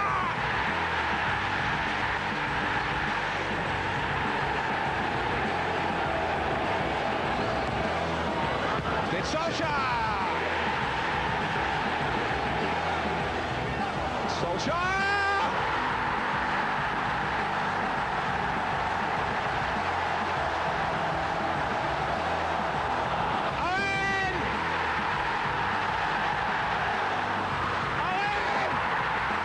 Absolutely magnificent!